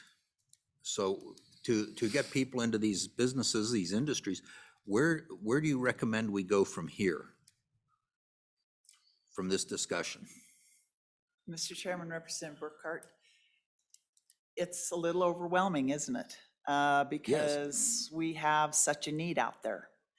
And I'll be frank, I think we need to focus our efforts on some distinct areas where we think we can make some movement and we can have some successes, and then build on that from there. Certainly, those are the types of positions that we're going to need across the state. Welders, plumbers, electricians, construction. That's going to be the more immediate need in this state going forward with some of the projects coming into the state. So I think we're going to have to pick and choose where we want to start and build out from there. It's overwhelming if we just look at all the need, I think. That reminds me, in the past, the windmill industry came and said they needed technicians. Did anything happen with that? Mr. Chairman, several of the colleges did develop curriculums in that area, and so they do have wind technician programs. Oh, Yes. good, good, thank you. Yes, Representative Duncan. Thank you, Mr. Chairman. Director Cooley, you just sparked a question for me. In my area, my expertise is real estate. So we are constantly, and this is a dialogue that I've been having for, I don't know, 8-10 years now, that we do not have trades. I cannot get an electrician. I have to go all the way to another town, to another state to get an electrician. And I have to pay, personally, I have to pay $115 per trip, per guy in the truck, just to come to get a job done. Because, and we've got several electricians. It's not just a one-man shop. We've got several, but they are so busy that they can't, they just can't get to some of these jobs. And same with HVAC and plumbing. And so my question is, because I had actually a surveyor come to me and an engineering firm come to me, and they said that, and so your conversation just sparked that memory that we are, he wants to talk about the restrictions and how restrictive it is for surveying license. We're more restrictive than any other state. Are we running into those problems at all with our labor force too, with our trades, with the with our HVAC, our electrical, our plumbing, or any of those other things? Are we running into any of those licensing restrictions versus some of our other states? Mr. Chairman. Yes. Representative Duncan, I think that is the case. In particular, we've been looking at CNA requirements. And we've been trying to track down, in order to be an individual that is someone that teaches CNA classes, you have to have worked, and I think I'm getting this right, you have to have worked in a home healthcare setting for a year. And you could be a nurse that has had years and years and years of background and experience. You can't do it unless you've got that one, that background with, and we tried to track that down, and I think we tracked it back through. It's not a state requirement, that's a CMS requirement. So I think there are those instances where that is part of the problem. That's part of the logjam that's holding up the entire country in some instances from moving forward with a lot of these skilled trades, in my opinion. Yes, follow up. Thank you, Mr. Chairman. So is there some way, and I don't want to bog you down with research, but is there some way that we can get some sort of a list or something from you, a report of some sort from you, that maybe something that we can control to be able to cut some of these barriers like that, to make it a little, to kind of loosen up some of these barriers in this logjam? Mr. Chairman, Representative Duncan, I think that there has been some, I don't know if it was a task force, there was a group that was looking at those licensing requirements at some level, somewhere in government. Let me see if I can't track that down and if that was actually where they were looking at. If not, we'll try to take a look at that and see if anybody else is, I can't believe somebody else hasn't looked at that and hasn't started some kind of a list. But if not, we'll see what we can do. Okay. I'm not sure, but we'll see. We'll see. Any other questions for, yes, Representative Sherwood? Thank you, Mr. Chairman, and thank you for being here with us today. I want to commend you on going after these grants and the federal money to try to expand your services, but also just want to verbalize, maybe Wyoming needs to look at doubling down on capacity of this organization and the number of people who are boots on the ground talking to the businesses and talking to the counselors and the schools who can build those relationships and can help navigate access to these programs. And I really don't think we should have to rely on federal grants to empower our own agency to do the work that we expect of them. So I know that I'm not a member of the JAC and I can't speak for them, but I would love to see more outreach officers available through your agency. Thank you. Mr. Chairman, Representative Sherwood, thank you for that. We are at bandwidth, and yes, having more boots on the ground would be wonderful, would be beneficial for just that reason, for that outreach to business, schools, and others. Other questions? Other questions? Hearing none, thank you, Director, for being with us today. Thank you for coming up. We appreciate it, and we'll look forward to seeing you again. Very good. Any more public comment in the room? Any more public comment in the room? Any more public comment on Zoom? Was there one lady on there? No? No? Okay. All right, then we'll close public comment. Committee, what's your pleasure on LSO 0069? Move the bill. Moved by Burkhart, seconded by Rothfuss. Moved and seconded. Any discussion? Any discussion? We've had a little discussion on this already. Any more discussion? I feel good about it. No, no more discussion? I think this requires a roll call vote, Yep. doesn't it? I think we'll do a roll call vote just for the fun of it.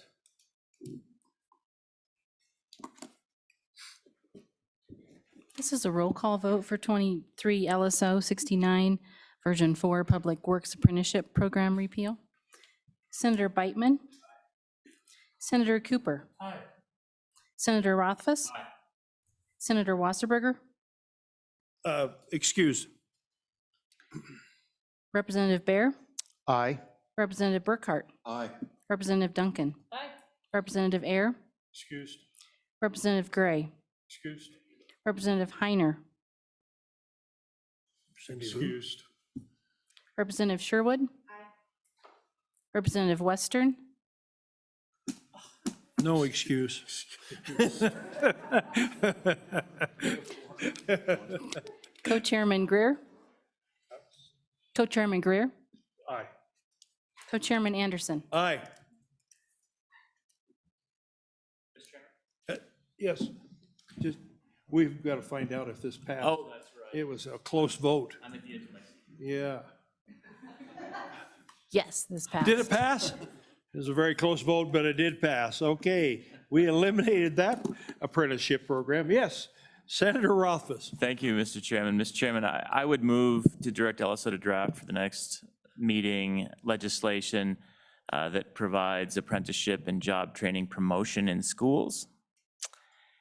And consistent with the language that's been circulating that was prepared by Minority Leader Connolly, but has, I think, been seen by a few others, the legislation would provide responsibilities for the Director of Workforce Services that would provide information and guidance to school boards along the lines of what we heard, and then report back to the Joint Minerals and Joint Education Committee.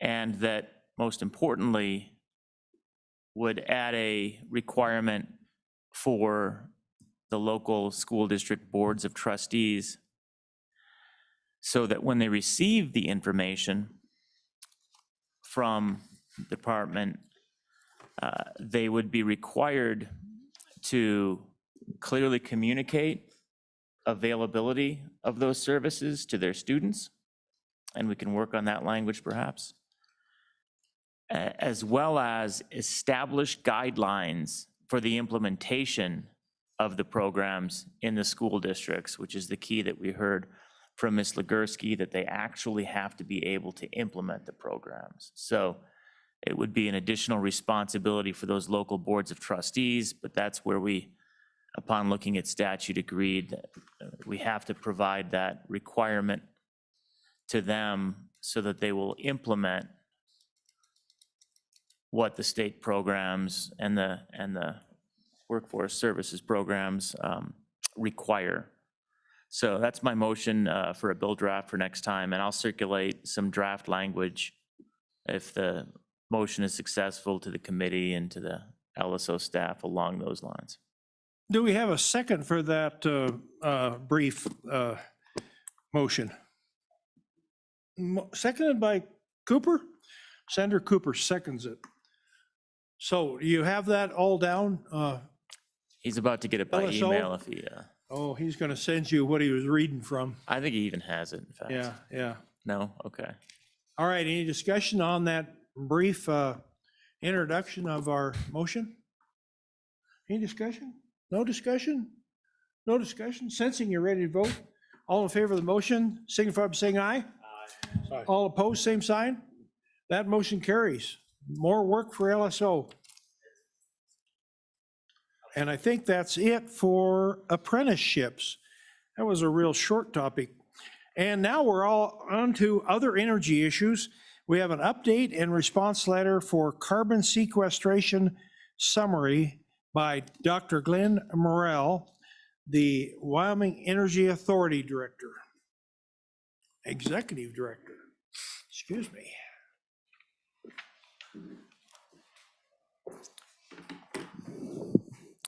Thank you, Mr. Chairman. Glenn Morrell, Executive Director, Wyoming Energy Authority. Thank you, Mr. Chairman, for the invitation to be here today. Thank you to the members of the committee. I'm here to report out on the request received by the Energy Authority from this committee dated May 16, 2022, requesting that the Energy Authority prepare and publish a summary on the legal structure for carbon sequestration in Wyoming, excuse me, and the opportunities for carbon sequestration that exist in Wyoming. On receiving the request, I solicited the support of Mr. Coddington at the School of Energy Resources, University of Wyoming, who assisted me with preparing the brief that you have in front of you. I think, in my opinion, the brief addresses the request specifically and adequately. However, in the course of preparing the brief, it became apparent that there are gaps in society and community with respect to the policy positions as well as the opportunity. I think the brief we've prepared is useful starting point for the let's say, the informed stakeholder, the industrial developers, for example, who are looking at putting together a sequestration hub. Although I would go so far that we should perhaps expand on it. I think there is scope to build a more comprehensive report out that includes things across the whole CCUS value chain. So, for example, inclusion of the distinctions within the House Bill 200 and other bills that have been put together over the last 10 or 15 years or so. You bet.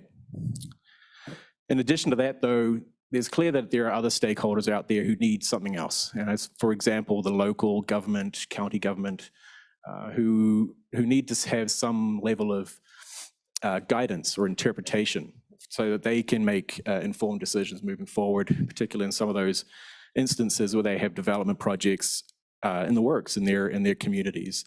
This legal brief is perhaps useful for legal counsel to review, but the decision makers at the community level need something a bit more of a guidance or some level of interpretation document. So it doesn't require them to become an expert in CCUS, but they have at least an informative opinion when they're making those decisions. In addition to that, there's the public. Every time we run a survey, we're made aware that public awareness of CCUS, let alone their level of understanding, simply awareness of what CCUS is, typically comes up pretty short. So there are multiple stakeholders out there who need different education and communication work products, and we need to do a better job on that. We've done a lot of work. The School of Energy Resources, for example, has done outstanding work over the last 10 years, and we need to double down and get the message out there in different ways.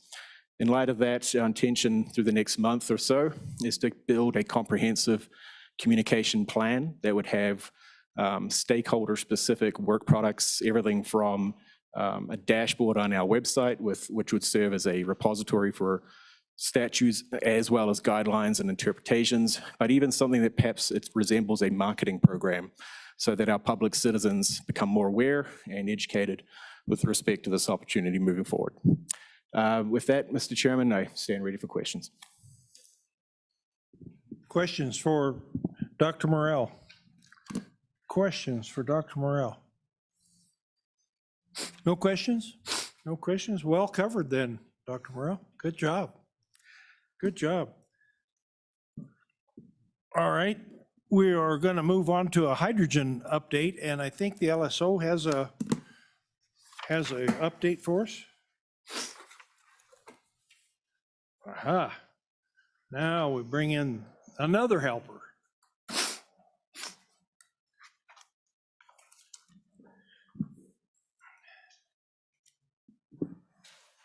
Mr. Chairman, my name is Dean Temte. I work in the budget fiscal section of the Legislative Service Office. And I'm here to talk to you today in response to a request at the end of your April meeting. At the end of that April meeting, there was a request for the tax effects, the tax implications of the construction and operation of a hydrogen facility in Wyoming.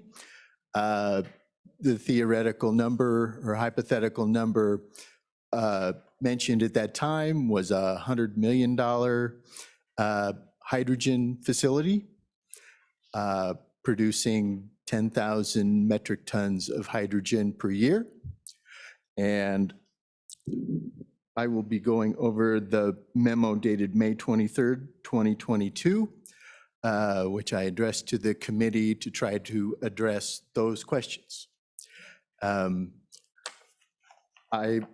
would like to, in advance, thank Dr. Morrell for all his assistance in helping me come up with the contents of this memo, specifically the specific scenarios which the state of Wyoming may be looking at in regard to the type of hydrogen facility which may be constructed in the state.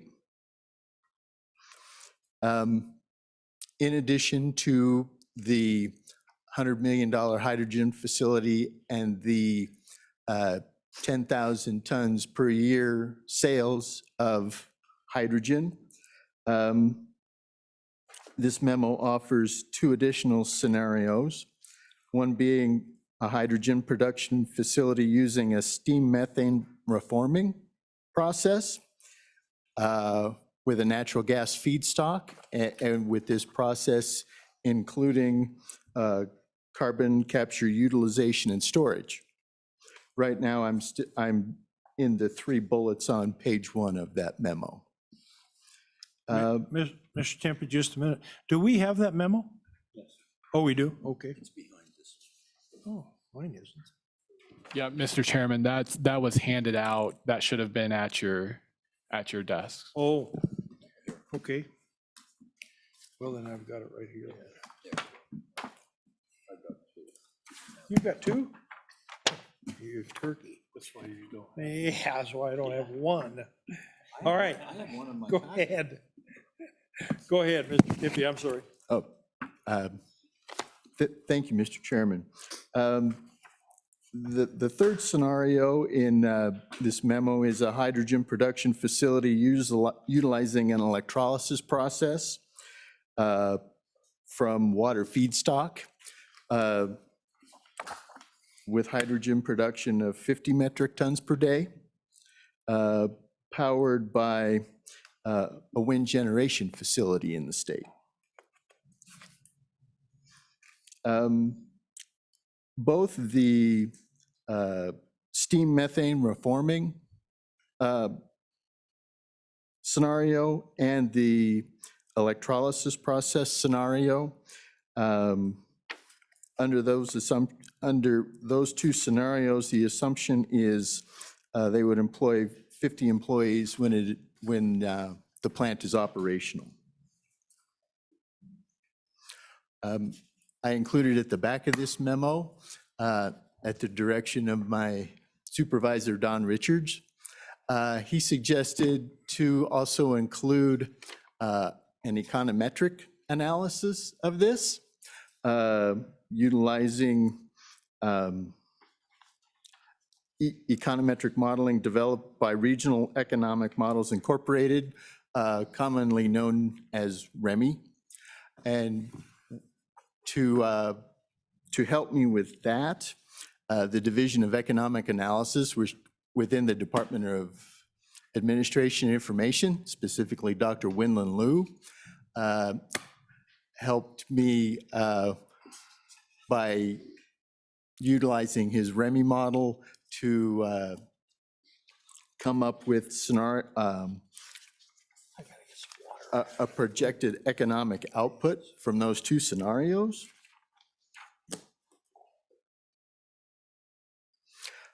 Just going on to page 2, you will notice there's a staff note, and I would suggest this staff note was suggested both by my supervisor in budget fiscal and Attorney Brian Farmer as somewhat of a disclaimer, if you will. That the contents of this memo are intended to assist the committee in development of public policy, and it's not intended to provide legal or tax advice to current or future business enterprises, and should not be construed as an opinion on the applicability of any taxes or exemptions specified in statute. Mr. Chairman, I would start off by pointing out that this memo isn't trying to identify every tax which would be applicable under these scenarios. This memo is attempting to address the major taxes in the state of Wyoming, if you will. Wyoming's 3-legged stool, which would be sales and use tax, property taxes, and also the mineral production taxes, which would be applicable in the hydrogen production process. Specifically starting out, talking about sales and use tax, one of the very next things I did is I contacted all of the folks I know in the Department of Revenue to ask them for their input in response to this request. I specifically asked the Department of Revenue if they could provide an estimate in regard to the sales and use taxes, which may be applicable to the construction of a $100 million hydrogen facility. And their response was, sorry, no can do. We need a little bit more information than this to come up with a decent estimate. So I gave it a shot anyway, Mr. Chairman. Taking a look at, and this based on the guidance from the Excise Tax Division Administrator, pointing me to the important components of sales and use tax, what it taxes, what it does not. Of course, sales and use tax in Wyoming is basically a sales of, it's what is taxable or the sales of tangible personal property. And I'm in on page 2 in that third paragraph, where this paragraph is basically just describing the labor that would go into the construction of a hydrogen facility would, in general terms, not be subject to sales tax. However, the property and equipment that went into the construction of this facility would be subject to Wyoming sales tax. Having said that, having provided those general rules, there are some potential sales and use tax exemptions which may be applicable in this particular case, which would reduce the sales and use taxes on the construction of such a facility. One of them was actually from an exemption which passed during the 2006 session, which is an exemption in regarding to equipment purchased to make a new coal gasification and coal liquefaction facility operational. And that language is included there. It was, and I talked to Dr. Morell about this. I don't know if he wants to offer anything further in regard to this one. In a case, and this scenario is not included in this memo, but in the event that the hydrogen facility was actually powered or utilized feedstock, coal as a feedstock for this process, that this potential sales and use tax exemption could be applicable. And the Department of Revenue is required to actually give updates on several of these sales and use tax exemptions each year. They provide those updates each year to the Joint Revenue Committee. The last update they provided back in, it was last fall in 2021, it indicated that this particular coal gasification exemption has never been utilized in the state of Wyoming.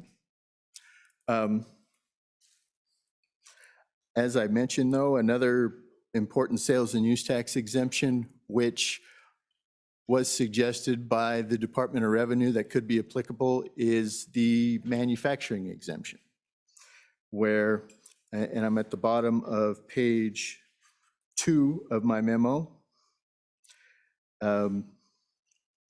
is the manufacturing machinery exemption in Title 39, 39-15-105, A, Romanet 8, subpart O.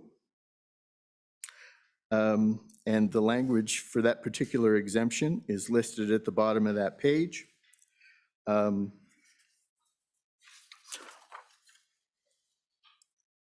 In looking at the particular NAICS code, which would be appropriate to use for a hydrogen facility, it is possible that the manufacturing exemption could be applicable to the construction of a hydrogen facility. And this the manufacturing exemption, it was actually passed initially in the 2004 session under Chapter 27 of 2004 Wyoming session laws. It was initially set up with a sunset date of December 31, 2010. It was extended in the 2010 session. It was extended during the 2010 session until December 31, 2011. And I confess I don't recall why it was only extended for one more year. However, also during the 2011 session, this particular manufacturing facility was extended again until December 31, 2017.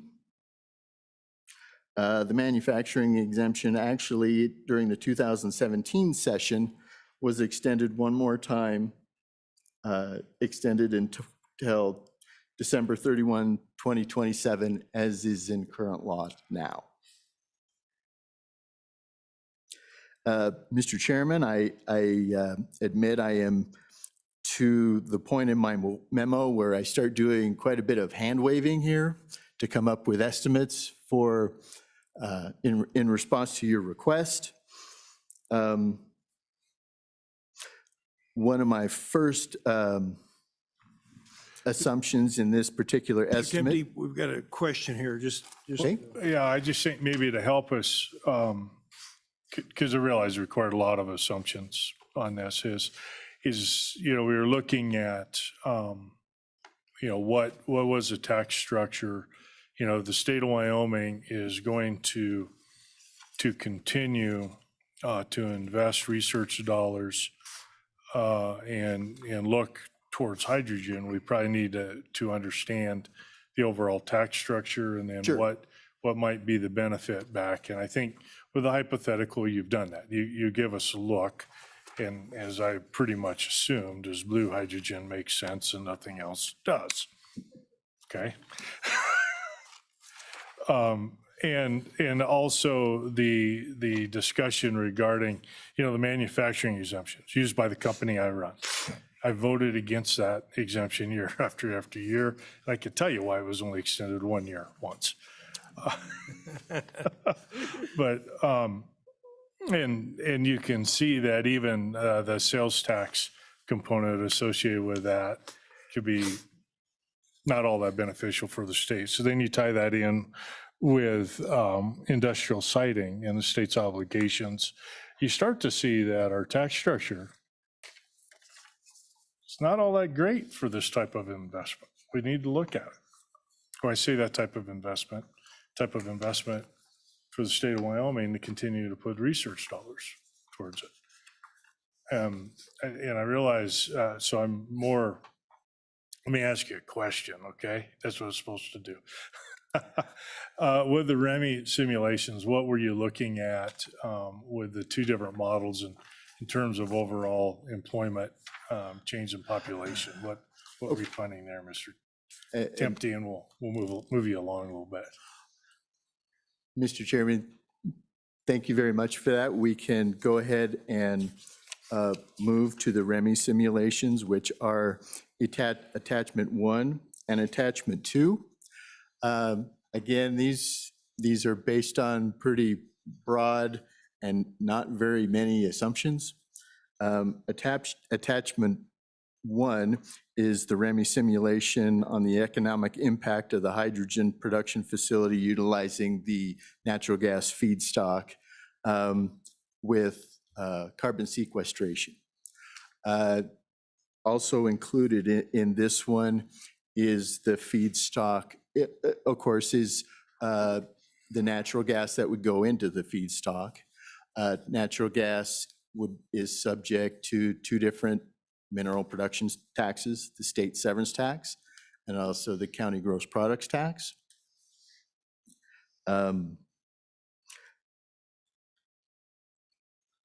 As far as the employment, the number of employees, once it is operational, was based on the assumption of 50 employees at the plant.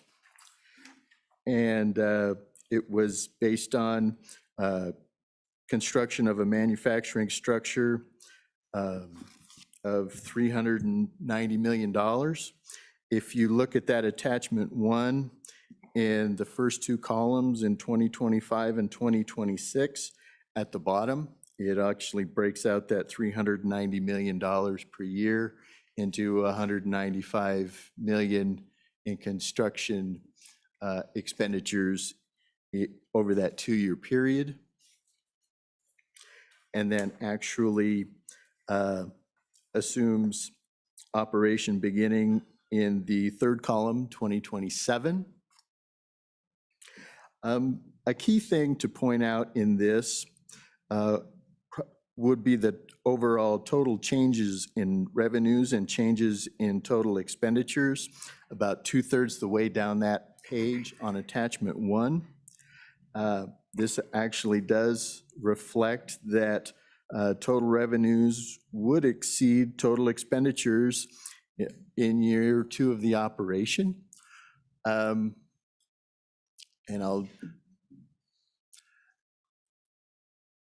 based on my conversations with Dr. Winlin Liu of the Economic Analysis Division, is that had a lot to do with the production taxes, the severance tax and the gross products tax on the natural gas, which would be part of the feedstock. Contrasting that with attachment 2, this was also this run was based on a construction cost of $140 million, I believe, $135 million over that 2-year period in 25 and 26. If you look at this particular scenario here, the changes in total revenues and changes in total expenditures, you will see the expenditures begin to outpace the revenues. In discussions with Dr. Liu and also my recollection where the Joint Revenue Committee also looked at this issue during its 2018 interim about what would be the impact of 100 new jobs in various industries in the state of Wyoming, one of them being the oil and gas industry, one of them being the manufacturing industry. And that analysis reflected the same outputs, if you will, from the REMI model, that without the presence of the severance taxes and gross products taxes on the mineral production, that expenditures begin to outpace revenues. In other words, the additional jobs do not generate sufficient revenues to outpace the additional expenditures that the state would be seeing. I did specifically talk to the Mineral Tax Division as well about the mineral taxation involved here. I talked to the Mineral Tax Division Administrator. His name is Craig Grenvik. And he did indicate that the natural gas that was a feedstock that would go into the manufacture of hydrogen would be subject to both production taxes. And depending on what the ownership looked like, basically whether the natural gas was sold to a separate entity for this hydrogen generation, or whether it was an integrated entity that was producing the natural gas and then producing the hydrogen, both of them would utilize what's known as the net-back method of mineral valuation for natural gas. I also did ask him about the hydrogen production from the water electrolysis process. And he basically said that without a change in Wyoming statute, specifically making hydrogen taxable as a mineral, that there would be no production tax on it, since it's really the starting point is water, and water is not defined as a mineral in Wyoming statutes subject to mineral taxation.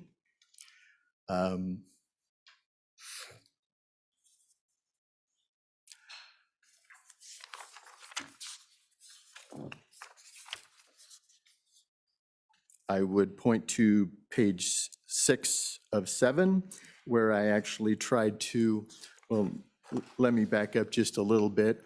Co-Chairman Anderson, you had mentioned specifically the taxes, the property taxes, which would be involved on the facility. According to the Department of Revenue's rules and also Wyoming statute, such a facility would be considered an industrial facility, which would be assessed at 11.5% of assessed value, assuming an average mill levy of 67 mills on non-mineral property in Wyoming. The results of that are on table 3 for the 3 different scenarios on page 5 of 7. I would lastly go to page 6 of 7, which includes, table 4 is just a summary of the different estimates included in the memo, both that of the estimated sales tax on construction, and also the sales tax on hydrogen sales, the property tax, and the mineral production taxes each year, to come up with a summary totals, a range, if you will, at the bottom of page 6 of 7. I would also point out, I feel like there is a little bit of a glaring omission here in regard to the water electrolysis process. While there would not be, while that would not be subject to mineral production taxes, there is an electrical generation tax in the state of $1 per megawatt hour. And based on the parameters of Dr. Morrell suggesting it would be powered by an 125 megawatt per hour facility capacity. If it was a windmill, that is. Correct. If it was a water electrolysis hydrogen producing plant next to a wind generation facility, if you will. And just, and in response to me doing some research, the amount of wind generation tax would also be dependent upon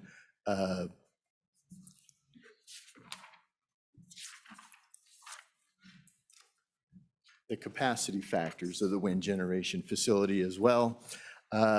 In doing some internet searches in regard to what wind generation in Wyoming is, the capacity factors usually run 32 to 35% at the most. Based on those parameters, I estimate that the wind generation tax would be in the ballpark of $350,000 to $400,000 per year. And that is not included in table 4 on page 6 of 7. My apologies for leaving that one out. We'll let you get away with it this time, Tempe. Thank you, Mr. All right, are there any questions for Mr. Tempe? Any questions? Any questions? You covered it nicely. Thank you, Mr. Tempe. Thank you very much. Mr. Morrell, I have you up for more discussion on this. Is that correct?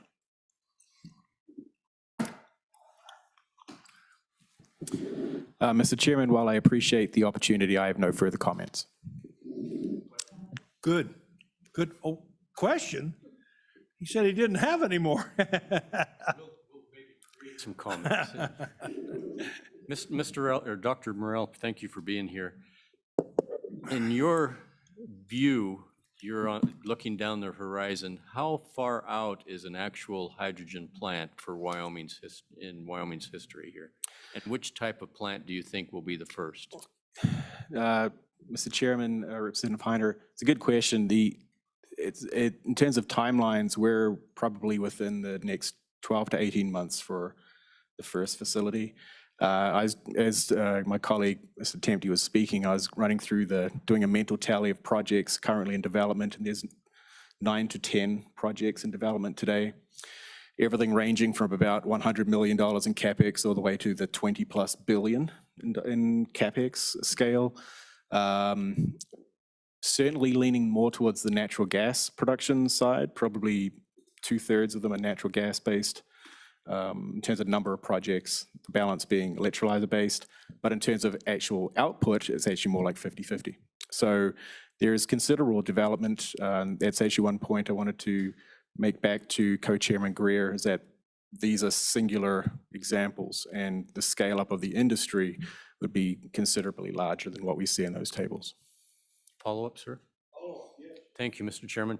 So Dr. Morell, of those 8 or 9 that you have in the queue that, possible projects, do they encompass all of these different types of plants, or are they most likely going to be natural gas? It's a mix. It's a combination. Other questions? Yes. Senator Beitman. Thank you, Mr. Chairman. Adding on to that last line of questioning, how many of those projects are financed through the private sector, where it's people putting up their own money and investing in this, or is this all grant money or public monies? Mr. Chairman, Senator Beitman, they are 100% privately funded. Questions? Other questions? Other questions? Yes, Mr. Co-Chairman. Yeah, thank you, Mr. Chairman. So, Dr. Morell, appreciate the work you're doing, looking at this, and I just am naturally cynical, so I can't help it, okay? But don't take it personal. That's all I can say. Part of getting this look at this is, one is, it scares the heck out of me to use Wyoming water for hydrogen, right? We're a high plains desert. And so the blue hydrogen, which isn't as popular, and I think coming off of Senator Beitman's question is that, yeah, there's private funding, but the private funding is chasing federal dollars. Is that not really, isn't that true? Mr. Chairman, Co-Chair Greer, if I can speak without giving away details of these projects, right?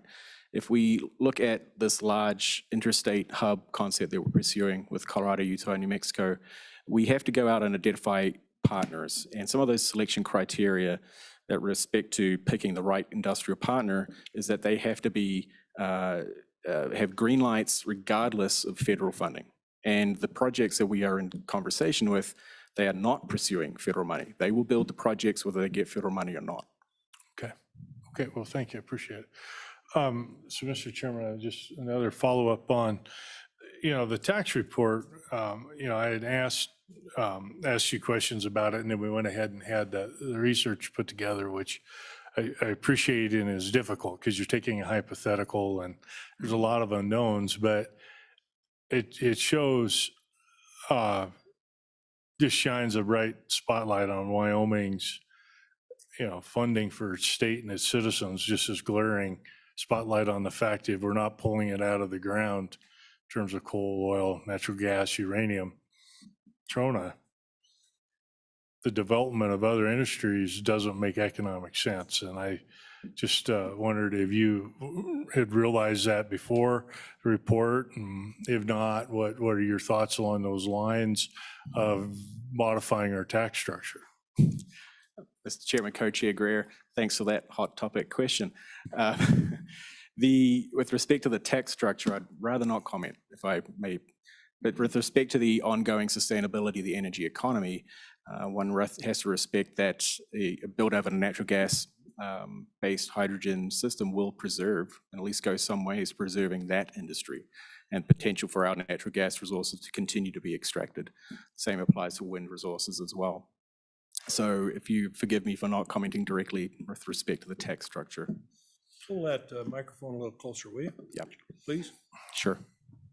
So, Mr. Chairman, so again, I guess, the ongoing discussion has to always be of, is our tax structure appropriate? And about the time you go to move a tax on an industry or something with it, all of a sudden now it's not profitable or it can't be done in the state of Wyoming. And I just, in your position with the Energy Authority, taking a focus on hydrogen, what are you seeing? What are your thoughts? What do you think the path is forward? Thank you, Mr. Chairman. Co-Chair Greer. With respect to the tax structure, that is a common question, not just in Wyoming. It's every market, every producer market, every consumer market is playing with these ideas about how to maximize the return to the state coffers or the citizenship or the communities with respect to this prospect. I haven't seen really any sort of common theme or developing yet, but though I certainly know that those questions are being asked. With respect to Wyoming, in terms of getting the hydrogen economy built up, there's not necessarily a need in terms of incentive-based policies at the moment. There's plenty of development opportunity, as I just earlier mentioned. Perhaps the most critical need is actually ensuring that we have access to markets. And with respect to that path forward, the critical piece is really around standardization. So working with our neighboring states, making sure that the hydrogen we produce is going to be acceptable to those markets, whether it's production standards or transportation standards or whatever it might be. So I think I'll pause my comments there. Hopefully I answered your question adequately, or is there a missing nuance? Okay. Oh, I think that's all I've got for Representative Heiner. Thank you, Mr. Chairman. Dr. Morrell, as I've done some of these, after our last meeting, I did some back of the envelope calculations, the amount of water it would take to make hydrogen with electrolysis. And I also researched the price for electricity for excess wind power, which is pretty low. Mm-hmm. In my mind, it seems like this would be a preferred route for hydrogen, green hydrogen production because of that differential there. Plus, there's no taxation on water. And so at this point, going along with the line of questioning here is, there's no taxation on water production into hydrogen, and wind power is so cheap. How do we protect our water resources in this state? I've been dealing with the Colorado Water Pact, and water is a commodity that's becoming very valuable, especially in Wyoming. And, it would be easy for an industry to come in and buy a ranch just solely for their water so they can convert hydrogen. But in a ranching community that Wyoming is, that defeats our history.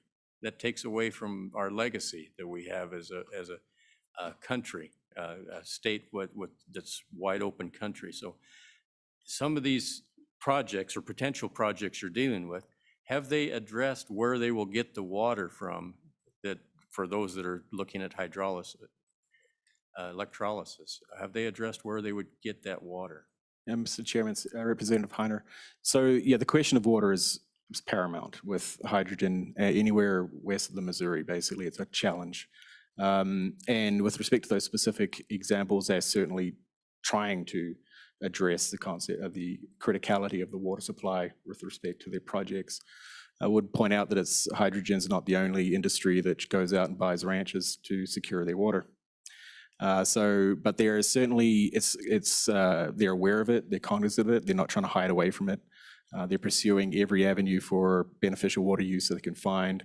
When I was here last time, I mentioned that if you do a scale up of that volume of water and compare it to the amount of water produced by the oil and gas industry, it's actually not that large a number if you do the sort of back of the envelope math on it.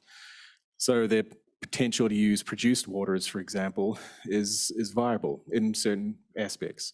And I think all these developers and combination and partnership often with the School of Energy Resources are trying to address that question specific to their own project, but even more broadly with respect to how does Wyoming position itself in the long term. will say that it is not lost on anybody, the importance of the water to this equation.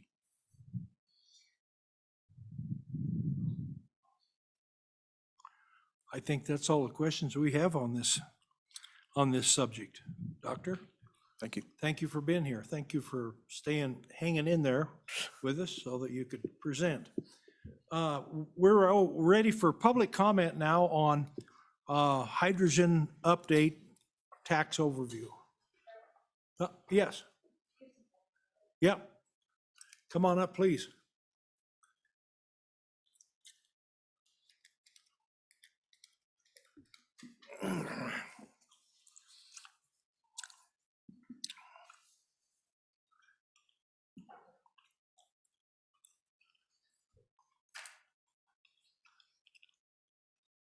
Make it green. There we go. Mr. Chairman, thank you very much. My name is Kristen Lee, and I'm an attorney in Cheyenne with a law firm called Brownstein. My client is Glenrock Energy, and I have with me today Mr. Matt Cooney, who's the CFO of Glenrock Energy. I want to, in full disclosure, let the committee know we're on the agenda for tomorrow on a project of carbon capture sequestration. But right now, we wanted to update the committee on a private project of blue hydrogen and ammonia in southwest Wyoming. So it's an update on hydrogen, if that's acceptable to the committee. No one will be there tomorrow on carbon capture. Is that all right? All right. With that, Mr. Cooney is going to give our brief presentation just to update the committee. Thank you. All right, thank you. Thank you, Kristen. Thank you, Chairman. Appreciate the opportunity to introduce the New Naughton project, which Glenrock is co-developing in Kemmer, Wyoming. Can you state your name again, please? It's Matthew Cooney. I'm CFO of Glenrock Energy. Okay, thank you. Thank you. I promise I'll keep it high level. The New Naughton project consists of a newly constructed facility that would be located in Kemmer, Wyoming. It would repurpose the coal feedstock of the existing Naughton generation facility, which is located adjacent to the Kemmer mine and is scheduled to be decommissioned beginning in 2025. This facility will convert Kemmer mine coal into carbon-free energy, specifically blue hydrogen, blue ammonia, and electricity. It will combine 4 key processes: coal gasification, ammonia production, electricity generation, and carbon capture and sequestration. In other words, coal will be converted to syngas. A portion of the syngas will fuel an on-site generation unit. The remaining syngas will be refined to produce blue hydrogen, which will be then combined with nitrogen to produce blue ammonia. About half the generation capacity will be used for ammonia synthesis, which is electricity intensive, while the balance will be available to sell to the grid. All potential carbon emissions will be captured and sequestered, securely stored as part of those processes. Now, blue ammonia is an especially important topic, both for this project and for Wyoming, as we talk about the energy future. Let me tell you why. Like others, we're big believers in the importance of hydrogen as a future carbon-free fuel. The challenge with hydrogen is that it's very expensive and very difficult to transport. It's especially problematic for Wyoming, given the fact that we export substantially all of our energy production. This problem is in effect solved when you combine hydrogen with nitrogen, which is everywhere in the air around us, to produce blue ammonia, because blue ammonia can and is transported via pipelines, ships, tank cars, trucks, what have you. There are a couple of very important uses for blue ammonia. The first is it can be used as carbon-free fuel by retrofitting existing coal-fired power plants. In other words, you reallocate some of the CapEx, capital expenditures that have been earmarked to retrofit coal-fired units to be natural gas fueled, to retrofit them to burn ammonia instead. When you do this, you completely eliminate the carbon emissions because there's no carbon in ammonia. And this is being done on a very large scale in Japan, where the largest electricity generator has announced that it will transition its existing thermal generation fleet to be completely ammonia fueled by 2050. That's 68 gigawatts of total capacity. We've got about 6 here in Wyoming, just to put that in context.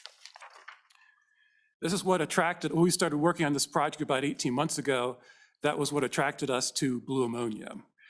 Since then, another use for the blue ammonia has become apparent to us, and it's actually more timely. Today, over 70% of global ammonia production is from natural gas, and over 88% is used to produce agricultural fertilizer. The number 1 and number 2 ammonia producing countries in the world are China and Russia. So what's happening in the globe today in terms of the global natural gas shortage and the war in Ukraine have very serious consequences, not just for energy security, but also for the global food supply. So just to conclude on New Naughton, I'd tell you that this is a facility where we will be using commercially proven technology. This would use a particular gasification process, which was first commercial. It's the Texaco process, was first commercialized back in the 1950s, been deployed at over 90 sites worldwide. And the Haber-Bosch ammonia production process was first commercialized in 1913. Without getting into the specific details, I can assure you that this facility will be cost competitive with conventional sources of energy. This is because the cost of coal on a per BTU basis coming out of that mine is low enough that it's still competitive, even when you factor in the costs of converting it to hydrogen and then ammonia, as well as the tax credit you receive for capturing the carbon. Co-locating these 4 activities produce significant cost benefits in terms of lower costs in operating expenses and capital expenses. And there are multiple alternatives to store the carbon dioxide that will be captured in the immediate vicinity of Kemmerer. And finally, while we're very committed to Kemmerer as a site to do this, we think that this is something that should be done at multiple mine sites. In other words, convert Wyoming's coal into carbon-free energy that can be exported by the existing rail infrastructure that currently runs unit trains full of coal to other states and even other countries, but specifically the states that currently consume over 90% of our coal production. And following up on today's earlier discussion, I think that this will also attract additional businesses and industries to Wyoming that need low-cost, reliable energy. So finally, I'll share why we were attracted to this project when we began working on it over a year ago. It's really helping to solve 4 fundamental problems of our time. It's reducing carbon emissions, it's ensuring ongoing access to affordable, reliable, dispatchable electricity. It's providing an ongoing, sustainable market for Wyoming's coal and other energy resources. And it's avoiding the devastating economic and social consequences from premature abandonment of the fossil energy infrastructure. So again, thank you for your time and your attention today and the opportunity to introduce this blue hydrogen project. Happy to answer any questions you may have. Any questions? Representative Heiner. Sorry, Chairman. But thank you for the opportunity. Yeah. Mr. Cooney, our part of the state in Southwest Wyoming we're very, very excited over this prospect. We have the nuclear plant coming in, which will save 200 jobs that were slated to be retired. It'll keep that going, but with that, we were forecasting to lose 150 jobs as the mine closed. This provides a lifeline to that coal mine, and could expand the mine. And I see that this is a lifeline to the other coal production within the state that Wyoming has relied on for decades to fund the government of the state. This is a great opportunity. But Mr. Cooney, how much of this investment will be private versus public, keying off of some of the questions we've had earlier? This will be a strictly privately financed project. It will be, I'll just provide a little bit of specificity on that. The total capital expenditures for a facility like this is about $3 billion. This project will generate $2 billion in 45Q tax credits during its first 12 years, which, as you can see, the 45Q tax credit will finance substantial majority of the capital expenditures here, and the balance will be privately financed. Mr. Tooney, what kind of tonnage are you talking about needing of the coal out of that mine? This size of facility will consume up to 2 million, Mr. Chairman, will consume up to 2 million tons of coal per year from that mine. Good. This will produce over 650,000 tons of blue ammonia per year. Good. Any other questions? Yes. Mr. Chairman, thank you. So just to make sure I heard you correctly, total CapEx is $3 billion for this facility, of which $2 billion is going to be in the form of 45Q. So to make the economics work here, to make this financially pencil out for you guys, you guys need to realize those 2 billion in 45Q rebates, correct? Mr. Chairman, Representative, our assumption here is of the $3 billion in CapEx, $2 billion will be received in the form of 45Q tax credits. If direct pay becomes a reality, that will be very easily financed by us. If not, we'll find a partner for this project that's able to use the tax credits.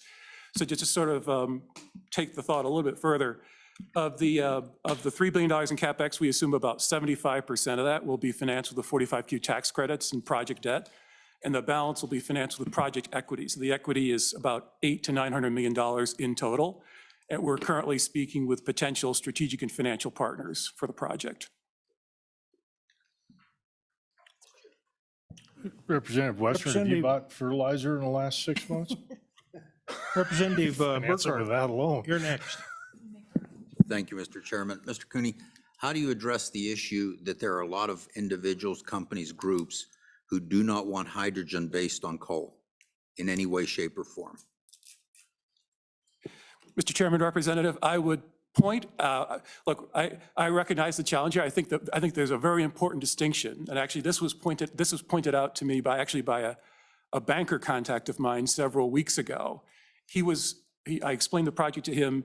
He was, and this is a bank of all people who aren't the biggest fans of coal in the world.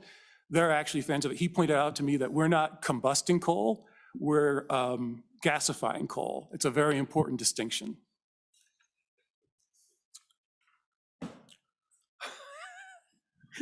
Representative Heiner, do you have a question? Amazingly, Mr. Chairman, Amazing. I've got one. Mr. Cooney, with a $3 billion investment, I'm sure you've looked very closely at the Wyoming statutes and regulations. As you have looked at those, are there anything that, any particular part of our statutes that causes concern that we as a Minerals Committee should be aware of for your project? Mr. Chairman, Representative, we've looked at the statutes. I'm very happy to engage in a dialogue about, what we could do here, we could work together to realize this project.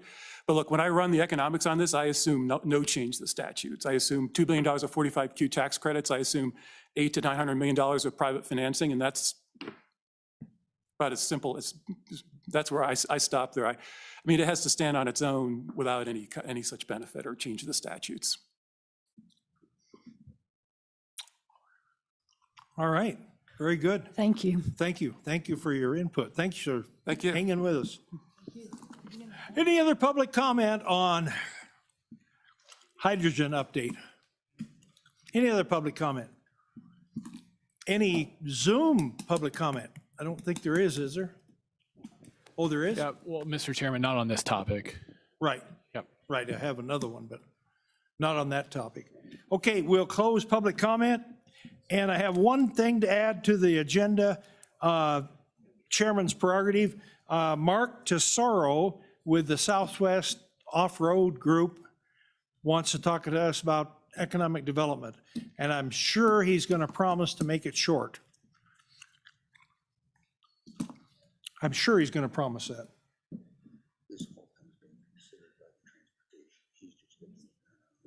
Yeah.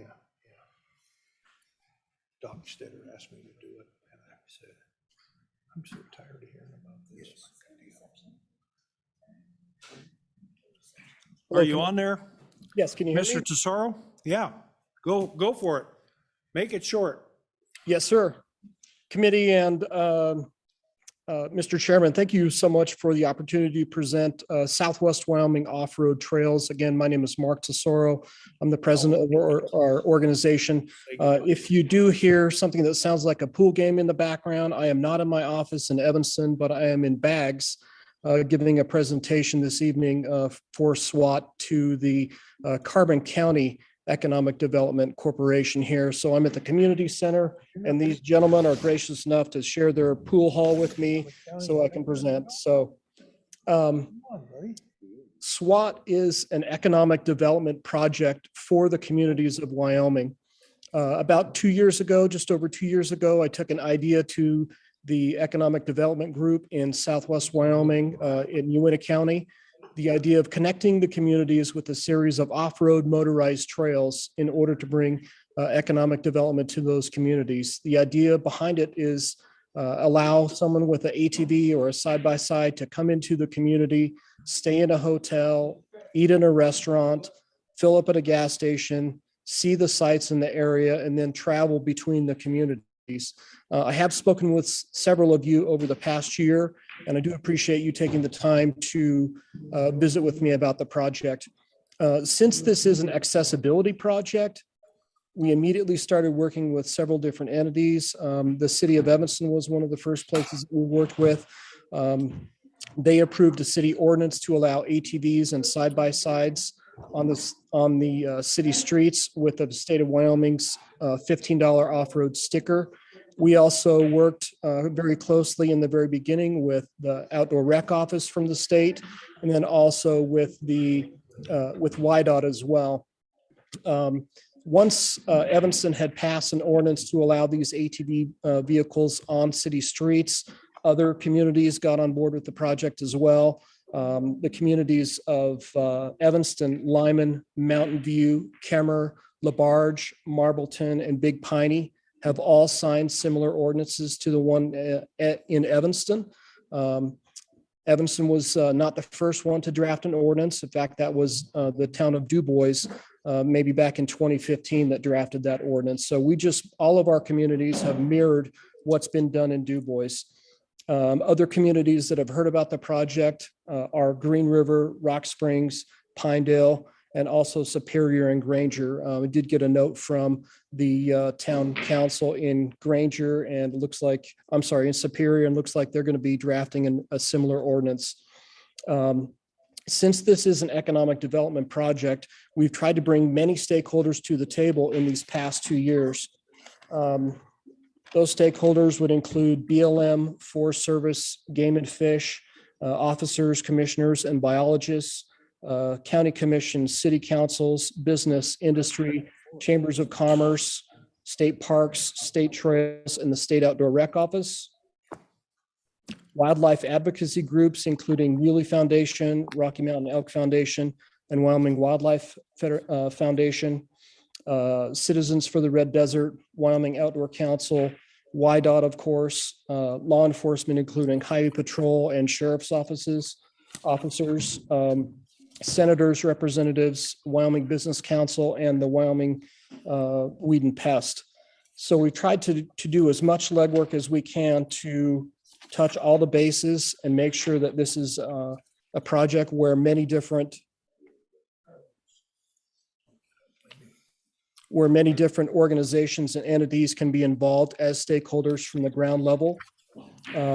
Many things are available to see in Southwest Wyoming, things like the Overland Trail, the Oregon Trail, Pony Express stops, historic Fort Bridger, the Piedmont Kilns, the Red Desert Museum of the Mountain Man, the Boar's Tusk, Wild Horses, and Fossil Butte National Monument, just to name a few.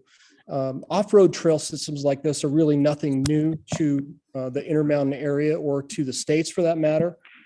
There are many different off-road trail systems in our neighboring states, but we just don't have something like this in Wyoming. And so that is the reason that this project has gotten so much traction. In the time that we've been working, we've had many legislators involved in this process. Senator Dockstetter, of course, has been on board with this since day one. When I talked to him several years ago, he was very excited about it. And the trail systems that they have in Lincoln County, he thought there would be a great connection to have to what we're doing in Uintah County. And so he's been to many of these meetings with me as well. The other counties that have gotten on board with this, of course, Uintah County, Lincoln County, Fremont County, and Carbon County all have approved off-road trails in some form or another on their county road systems. In 2018, in the state of Utah, there was a 20% greater economic impact by the off-road industry than the ski industry. So that just really shows what maybe some of the neighboring states are doing that we are not here in Wyoming. It is the largest recreation-based economic development project that the state may have seen in decades. One of the counties in southern Utah, which is Garfield County, recorded about a $33 million economic boost to their economy in 2020. And what SWAT is trying to do is to help private industry by facilitating the framework for communities and businesses by connecting these off-road trails. What's great about this project is that this is not a project where we're going to have to go and build a bunch of infrastructure. We had a meeting with the Lincoln County Commissioners, the Uintah County Commissioners, and the BLM office out of Kemmer over a year ago. Their first question, of course, is, are you looking at making new roads and trails on public lands? And really the answer is no. These are existing oil field roads, windmill roads, ranching roads, county roads that have been in existence for decades. And it would be using these roads, this trail system, to connect the communities and allow riders to come into the state and spend their money here. And I think that will wrap it up. I guess I'll stand for any questions. All right, thank you, Mr. Tesoro. Any questions for Mr. Tesoro about SWAT? No SWAT questions. Way to cover it, Mr. Tesoro. Thank you very much for hanging in there with us and being our last speaker. That wraps up the meeting for today. We will meet again tomorrow at 8:30 in this room. I think you can leave your booklets, but I've been advised not to have you leave your computers. So with that, we will recess for today and pick it up again tomorrow. Thank you.